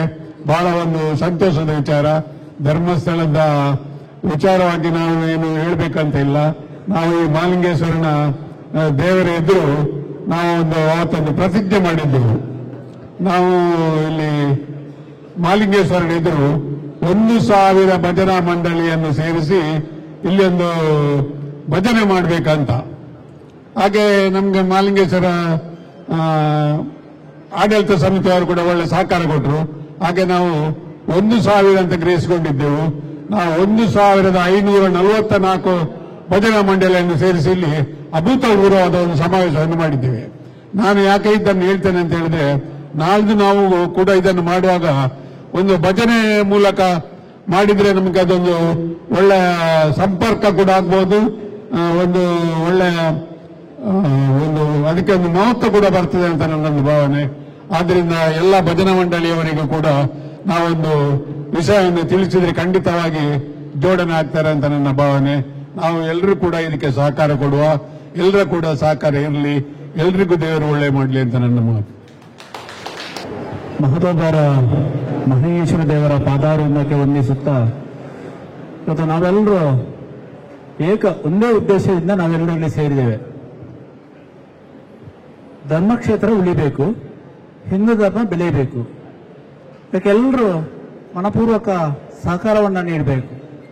ಈ ನಿಟ್ಟಿನಲ್ಲಿ ನಾವು ಮಾಡುವಂತ ಈ ಕಾರ್ಯಕ್ರಮ ನಾವೆಲ್ಲರೂ ಒಂದಾಗಿ ಸೇರಿ ಇದನ್ನ ಧರ್ಮಸ್ಥಳ ಅಂದ್ರೆ ಎಲ್ಲರಿಗೂ ಗೊತ್ತಿದೆ, ಎಲ್ಲರೂ ಅದರಿಂದ ಅನುಕೂಲವನ್ನು ಪಡ್ಕೊಂಡಿದ್ದಾರೆ, ಪ್ರಯೋಜನವನ್ನು ಪಡ್ಕೊಂಡಿದ್ದಾರೆ. ಯಾವತ್ತೂ ಧರ್ಮಸ್ಥಳದಿಂದ ಅನುದಾನ ಇಲ್ಲದೆ ಹೋಗದದ್ದು ಯಾರೂ ಇಲ್ಲ. ಅಂತ ಕ್ಷೇತ್ರಕ್ಕೆ ಇವತ್ತು ಒಂದು ಕಲಂಕ ಬರುವಂತಹ ಪರಿಸ್ಥಿತಿ ಬಂದ್ರೆ ಅದು ನಮಗೆ ಬಂದ ಹಾಗೆ ಅಂತ ಹೇಳುತ್ತಾ ಇದರೆಲ್ಲರೂ ನಾವು ಕೈ ಜೋಡಿಸುವ, ಇದನ್ನು ಯಶಸ್ವಿಗೊಳಿಸುವ, ಮುಂದಕ್ಕೆ ಯಾವುದೇ ಕ್ಷೇತ್ರಗಳಿಗೆ ಇಂಥ ತೊಂದರೆಗಳು ಬರದ ಹಾಗೆ ನಾವು ನೋಡಿಕೊಳ್ಬೇಕು ಅನ್ನೋ ಆಶಯವನ್ನು ವ್ಯಕ್ತಪಡಿಸುತ್ತಾ ಅವಕಾಶಕ್ಕಾಗಿ ಶ್ರೀ ಮಹಾಲಿಂಗೇಶ್ವರಾಯ ನಮಃ. ಭಕ್ತರಲ್ಲಿ ವಿನಂತಿ ಏನಂದ್ರೆ ಈಗಾಗಲೇ ಧರ್ಮಸ್ಥಳ ಮತ್ತು ಕಾಮಂದಿರ ವಿರುದ್ಧ ನಡೆಯುತ್ತಿರುವ ಈ ಹುನ್ನಾರದ ವಿರುದ್ಧ ಎಲ್ಲ ಭಕ್ತಾದಿಗಳು ಸೇರಿ ಇದೇ ಬರುವ ತಾರೀಕು 1ರಂದು ಪುತ್ತೂರು ಶ್ರೀ ಮಹಾಲಿಂಗೇಶ್ವರ ದೇವಸ್ಥಾನದ ವಠಾರದ ಶ್ರೀ ಗಣೇಶ ಚತುರ್ಥಿಯ ಪೆಂಡಲ್ನಲ್ಲಿ ಎಲ್ಲ ಸಭೆಗಳು ಭಗವದ್ಭಕ್ತರ ಸಭೆಯನ್ನು ಕರೆದಿದ್ದೇವೆ. ತಾವೆಲ್ಲರೂ ಅತಿ ಹೆಚ್ಚಿನ ಸಭೆಯಲ್ಲಿ ಬಂದು ಈ ಪುಣ್ಯ ಕಾರ್ಯದಲ್ಲಿ ಪಾಲ್ಗೊಳ್ಳಬೇಕಾಗಿ ವಿನಂತಿ. ಪುತ್ತೂರಿನಲ್ಲಿ ಬರುವ ಸೆಪ್ಟೆಂಬರ್ 1ರಂದು ನಡೆಯುವಂಥ ಧರ್ಮ ಜಾಗೃತಿ ಸಭೆ ಯಾವ ಧರ್ಮಸ್ಥಳದ ಭಕ್ತರು ಸೇರಿಕೊಂಡು ಮಾಡ್ತಾ ಇದ್ದಾರೆ. ವಿಶೇಷವಾಗಿ ಪುತ್ತೂರು ಮತ್ತು ಧರ್ಮಸ್ಥಳಕ್ಕೆ ಅವಿನಾಭಾವ ಸಂಬಂಧ ಇದೆ. ಆ ಕಾರಣಕ್ಕೋಸ್ಕರ ಪುತ್ತೂರಿನಲ್ಲಿ ಸುಮಾರು 15,000ಕ್ಕೂ ಮಿಕ್ಕಿ ಒಂದು ವಿಶೇಷವಾದಂಥ ಧರ್ಮ ಸಭೆ ನಡೆಯಲಿಕ್ಕಿದೆ. ಈ ಸಭೆಯಲ್ಲಿ ನಮ್ಮ ಆಗ್ರಹವನ್ನು ಕೂಡ ಮಂಡಿಸಲಿಕ್ಕಿದ್ದೇವೆ. ಯಾವ ಕ್ಷೇತ್ರದ ವಿರುದ್ಧವಾಗಿ ನಡೆಯುವಂಥ ಆಕ್ರೋಶದ ವ್ಯವಸ್ಥೆಗಳು ಮತ್ತು ಯಾವ ರೀತಿ ಷಡ್ಯಂತ್ರ ನಡೀತದೆ ಅನ್ನೋದನ್ನು ಜನರ ಮುಂದೆ ಇಡಬೇಕು ಮತ್ತು ಆ ಕ್ಷೇತ್ರದ ಒಂದು ಉಳಿವಿಗೋಸ್ಕರ ಹಿಂದೂ ಸಮಾಜ ಪುತ್ತೂರಿನಿಂದ ಅಭೂತಪೂರ್ವವಾಗಿ ಎದ್ದು ಬರುತ್ತೆ ಅನ್ನುವಂಥ ವಿಶ್ವಾಸ ನಮಗಿದೆ. ಆ ಕಾರಣಕ್ಕೋಸ್ಕರ ಪುತ್ತೂರು ಶ್ರೀ ಮಹಾಲಿಂಗೇಶ್ವರ ದೇವಾಲಯದ ಈ ಕ್ಷೇತ್ರದಿಂದ ಇವತ್ತು ಸಭೆ ನಡೆದಿದೆ. ಅಭೂತಪೂರ್ವವಾದಂಥ ಸಭೆ ಇದು ಇಲ್ಲಿರ್ತಕ್ಕಂಥ ಪುತ್ತೂರು ತಾಲೂಕಿನಲ್ಲಿ ಸೇರಿರ್ತಕ್ಕಂಥ ಎಲ್ಲ ಭಗವದ್ಭಕ್ತರು, ಅದಕ್ಕೆ ಸಂಬಂಧಪಟ್ಟ ಬಂಧುಗಳು ಮತ್ತು ಹಿಂದೂ ಸಮಾಜ ಹೆಚ್ಚಿನ ಸಂಖ್ಯೆಯಲ್ಲಿ ಭಾಗವಹಿಸಿ ಈ ಕಾರ್ಯಕ್ರಮವನ್ನು ಯಶಸ್ವಿಗೊಳಿಸುವ ಮುಖಾಂತರ ಹೆಗ್ಗಡೆಯವರಿಗೆ ನೈತಿಕ ಬೆಂಬಲವನ್ನು ಮತ್ತು ಧರ್ಮಸ್ಥಳ ಕ್ಷೇತ್ರವನ್ನು ಉಳಿಸುವುದಕ್ಕೋಸ್ಕರ ಮತ್ತು ಅದನ್ನು ಬೆಳೆಸುವುದಕ್ಕೋಸ್ಕರ ನಮ್ಮ ಕೆಲಸ ಕಾರ್ಯ ಮಾಡ್ತೇವೆ ಅನ್ನೋ ವಿಶ್ವಾಸದ ನುಡಿಗಳನ್ನ ಈ ಸಂದರ್ಭದಲ್ಲಿ ಹೇಳಲಿಕ್ಕೆ ಇದ್ದೇನೆ. ಹಾಗೇನೆ ಪುತ್ತೂರಿನ ಜನತೆ ನಾಡ್ದು 1ನೇ ತಾರೀಕಿನ ದಿವಸ ಎಲ್ಲರೂ ಕೂಡ ಮನೆ ಮಂದಿ ಎಲ್ಲ ಕೂಡ ಬರಬೇಕು. ಈ ಆಗ್ರಹವನ್ನು ಪುತ್ತೂರಿನ ಸೀಮೆ ದೇವರಾದ ಮಹಾಲಿಂಗೇಶ್ವರ ದೇವರ ಮುಖಾಂತರ ಮಂಜುನಾಥನ ದೇವರಿಗೆ ಮತ್ತು ಅನ್ನಪದೇವಿಗೆ ಒಳ್ಳೆಯ ರೀತಿಯಲ್ಲಿ ಗೌರವಗಳು ಸಿಗುವಂತ ಆಗಬೇಕು ಅನ್ನೋಂಥ ಆಗ್ರಹವನ್ನು ಮಾಡಿ ಮತ್ತು ಆ ಕ್ಷೇತ್ರದಲ್ಲಿರ್ತಕ್ಕಂಥ ಏನು ಆರೋಪಗಳಿದೆ ಅದು ಸುಳ್ಳು ಅನ್ನೋದು ಈಗಾಗಲೇ ದೃಢಪಟ್ಟಿದೆ. ಆ ಸುಳ್ಳಿನ ಕಂತೆಗಳಿಂದ ಹೊರಗೆ ಬಂದು ಒಂದು ಧರ್ಮದ ಆಧಾರದಲ್ಲಿ ಈ ಒಂದು ಸಭೆ ಆಗಬೇಕು ಅನ್ನೋಂಥ ವಿನಂತಿಯನ್ನು ಮಾಡ್ತಾ ಇದ್ದೇನೆ. ಓಂ ಶ್ರೀ ಮಂಜುನಾಥಾಯ ನಮಃ. ಇವತ್ತಿನ ಒಂದು ಪ್ರಮುಖರ ಸಭೆ ಕ್ಷೇತ್ರ ಧರ್ಮಸ್ಥಳದ ದೇವರಿಗೆ ಮಂಜುನಾಥ ಸ್ವಾಮಿಗೆ ಮತ್ತು ವೀರೇಂದ್ರ ಹೆಗ್ಡೆಯವರಿಗೆ ಅವರ ಮೇಲೆ ಬಂದಿರುವಂತಹ ಅಪಾದನೆಯನ್ನು ನಾವು ಜನಾದೇಶದ ಪ್ರಕಾರ ಜನರು ಸೇರಿ ಅವರ ಆ ಕ್ಷೇತ್ರಕ್ಕೆ ಮತ್ತು ಕಾಮಂದಿರಿಗೆ ಬರುವಂತಹ ಆ ಒಂದು ಅಪಪ್ರಚಾರಕ್ಕೆ ಉತ್ತರವಾಗಿ ನಾಲ್ದು 1ನೇ ತಾರೀಕು ಸೆಪ್ಟೆಂಬರ್ 1ನೇ ತಾರೀಕು ಮಹೋತ್ತಬಾರ ಶ್ರೀ ಮಹಾಲಿಂಗೇಶ್ವರ ದೇವರ ಎದುರು ನಾವು ಒಂದು 10-12 ಸಾವಿರ ಜನರು ಸೇರಿಕೊಂಡು ಒಕ್ಕಲಿಂದ ನಾವು ಅದನ್ನು ಅವರ ಅಪಪ್ರಚಾರಕ್ಕೆ ತಕ್ಕ ಉತ್ತರವನ್ನು ಕೊಡಲು ನಾವು ಈ ದಿವಸದಲ್ಲಿ ನಾವು ಪುತ್ತೂರು ತಾಲೂಕಿನ ಪ್ರಮುಖರ ಸಭೆಯನ್ನು ನಡೆಸಿದ್ದೇವೆ. ನಾಲ್ದು 1ನೇ ತಾರೀಕಿನಲ್ಲಿ ಊರಿನ ಎಲ್ಲ ಸಮಾನ ಮನಸ್ಕರು ಮಂಜುನಾಥ ಸ್ವಾಮಿಯ ದೇವರ ಭಕ್ತರು ವೀರೇಂದ್ರ ಹೆಗ್ಡೆ ಅವರ ಅಭಿಮಾನಿಗಳು ಸೇರಬೇಕು ಅಂತೇಳಿ ವಿನಂತಿಸ್ತೇನೆ. ಧರ್ಮಸ್ಥಳ ಗ್ರಾಮಾಭಿವೃದ್ಧಿ ಯೋಜನೆಯ ಮುಖಾಂತರ ನಾನು ಎಲ್ಲರಿಗೂ ತಿಳಿಸುವುದೇನೆಂದರೆ ನಾಳೆದು 1ನೇ ತಾರೀಕಿಗೆ ನಡೆಯುವಂತಹ ಈ ಕಾರ್ಯಕ್ರಮವನ್ನು ಎಲ್ಲರೂ ಸೇರಿಕೊಂಡು ಎಲ್ಲ ಅಕ್ಕ ತಂಗಿಯರು ಅಣ್ಣ ತಮ್ಮಂದಿರು ಎಲ್ಲ ನಮ್ಮ ಹಿಂದೂ ಬಾಂಧವರೆಲ್ಲರೂ ಸೇರಿಕೊಂಡು ಚೆನ್ನಾಗಿ ನಡೆಸಿಕೊಡುವ ಆ ಮಹಾಲಿಂಗೇಶ್ವರನ ಕೃಪೆ ನಿಮ್ಮ ಮೇಲೆ ಸದಾ ಇರಲಿ ಎನ್ನುತ್ತಾ ಆ ಮಂಜುನಾಥನ ಕೃಪೆ ಕೂಡ ಧರ್ಮಸ್ಥಳಕ್ಕೆ ಬಂದಿರುವ ಈ ಆರೋಪ ಆದಷ್ಟು ಬೇಗ ಹೋಗಲಿ ಎಂದು ಹೇಳುತ್ತಾ ನನ್ನ ಮಾತನ್ನು ಮುಗಿಸಿದೆ.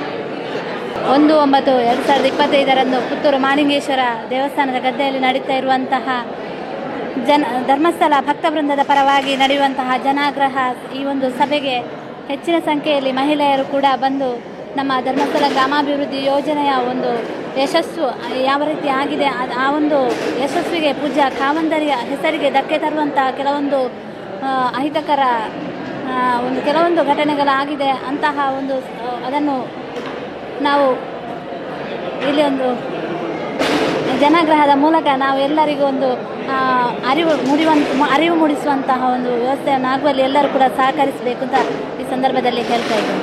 ಎಟಿಎಂ ಕಾರ್ಡ್ ಮರೆತು ಬಂದೆ, ಅರ್ಜೆಂಟ್ ಆಗಿ ಎಟಿಎಂನಿಂದ ಹಣ ಬೇಕಿತ್ತು, ಅಯ್ಯೋ ಏನ್ ಮಾಡೋದು ಈಗ ಅಂತ ಯೋಚಿಸ್ತಿದ್ದೀರಾ? ಚಿಂತೆ ಬಿಟ್ಟು ಬಿಡಿ, ಪುತ್ತೂರು 1 ಎಟಿಎಂಗೆ ಬನ್ನಿ. ನಿಮ್ಮ ಮೊಬೈಲ್ನಲ್ಲಿರೋ Google Pay, PhonePe, Paytm scanner ಬಳಸಿ ಕಾರ್ಡ್ ಇಲ್ಲದೆಯೇ ಸುಲಭವಾಗಿ ಹಣ ವಿತ್ಡ್ರಾ ಮಾಡಿ. ಹಣ ತೆಗೆಯುವುದು ಮಾತ್ರವಲ್ಲ, ಹಣ ಡೆಪಾಸಿಟ್ ವ್ಯವಸ್ಥೆಯೂ ಲಭ್ಯ. ಈಸಿಯಾಗಿ ಭೀಮ್ ಆಪ್ ಮೂಲಕ ಅಕೌಂಟ್ ಲಿಂಕ್ ಮಾಡಿ Canara bank, bank of Baroda, south India bank, Indian bank, federal bank, central bank, Axis bank, union bank, corporation bank ಹೀಗೆ ಒಟ್ಟು 13 ಬ್ಯಾಂಕ್ ಖಾತೆಗಳಿಗೆ ಒಂದೇ ಎಟಿಎಂ ಮೂಲಕ ಈಸಿಯಾಗಿ ಯುಪಿಐ ಸ್ಕ್ಯಾನ್ ಮೂಲಕ ಡೆಪಾಸಿಟ್ ಮಾಡುವ ವ್ಯವಸ್ಥೆ. ಪುತ್ತೂರಿನ ಕೇಂದ್ರ ಭಾಗಗಳಾದ 3 ಕಡೆ ನಮ್ಮ ಎಟಿಎಂ ಸೌಲಭ್ಯ. ಗಾಂಧಿಕಟ್ಟೆ ಬಳಿ ಕೆಎಸ್ಆರ್ಟಿಸಿ ಕಮರ್ಷಿಯಲ್ ಬಿಲ್ಡಿಂಗ್ನ ಫಸ್ಟ್ ಫ್ಲೋರ್, ಪುತ್ತೂರು ಮುಖ್ಯ ರಸ್ತೆಯ ಹರಿಪ್ರಸಾದ್ ಹೋಟೆಲ್ ಎದುರುಗಡೆ. ಇದರೊಂದಿಗೆ ಸುಳ್ಯದ ಕೆಎಸ್ಆರ್ಟಿಸಿ ಬಸ್ ನಿಲ್ದಾಣದಲ್ಲಿಯೂ ಸೇವೆ ನೀಡುತ್ತಿರುವ ಈಸಿ ಎಟಿಎಂ. ಪುತ್ತೂರು 1 ಎಟಿಎಂ ಬಳಸಿ ಸುಲಭವಾಗಿ ಹಣ ಪಡೆಯಿರಿ, ಹಣ ಡೆಪಾಸಿಟ್ ಕೂಡ ಮಾಡಿ. ಸುದ್ದಿ ಚಾನಲ್, ಕ್ಷಣ ಕ್ಷಣದ ಸುದ್ದಿಗಾಗಿ.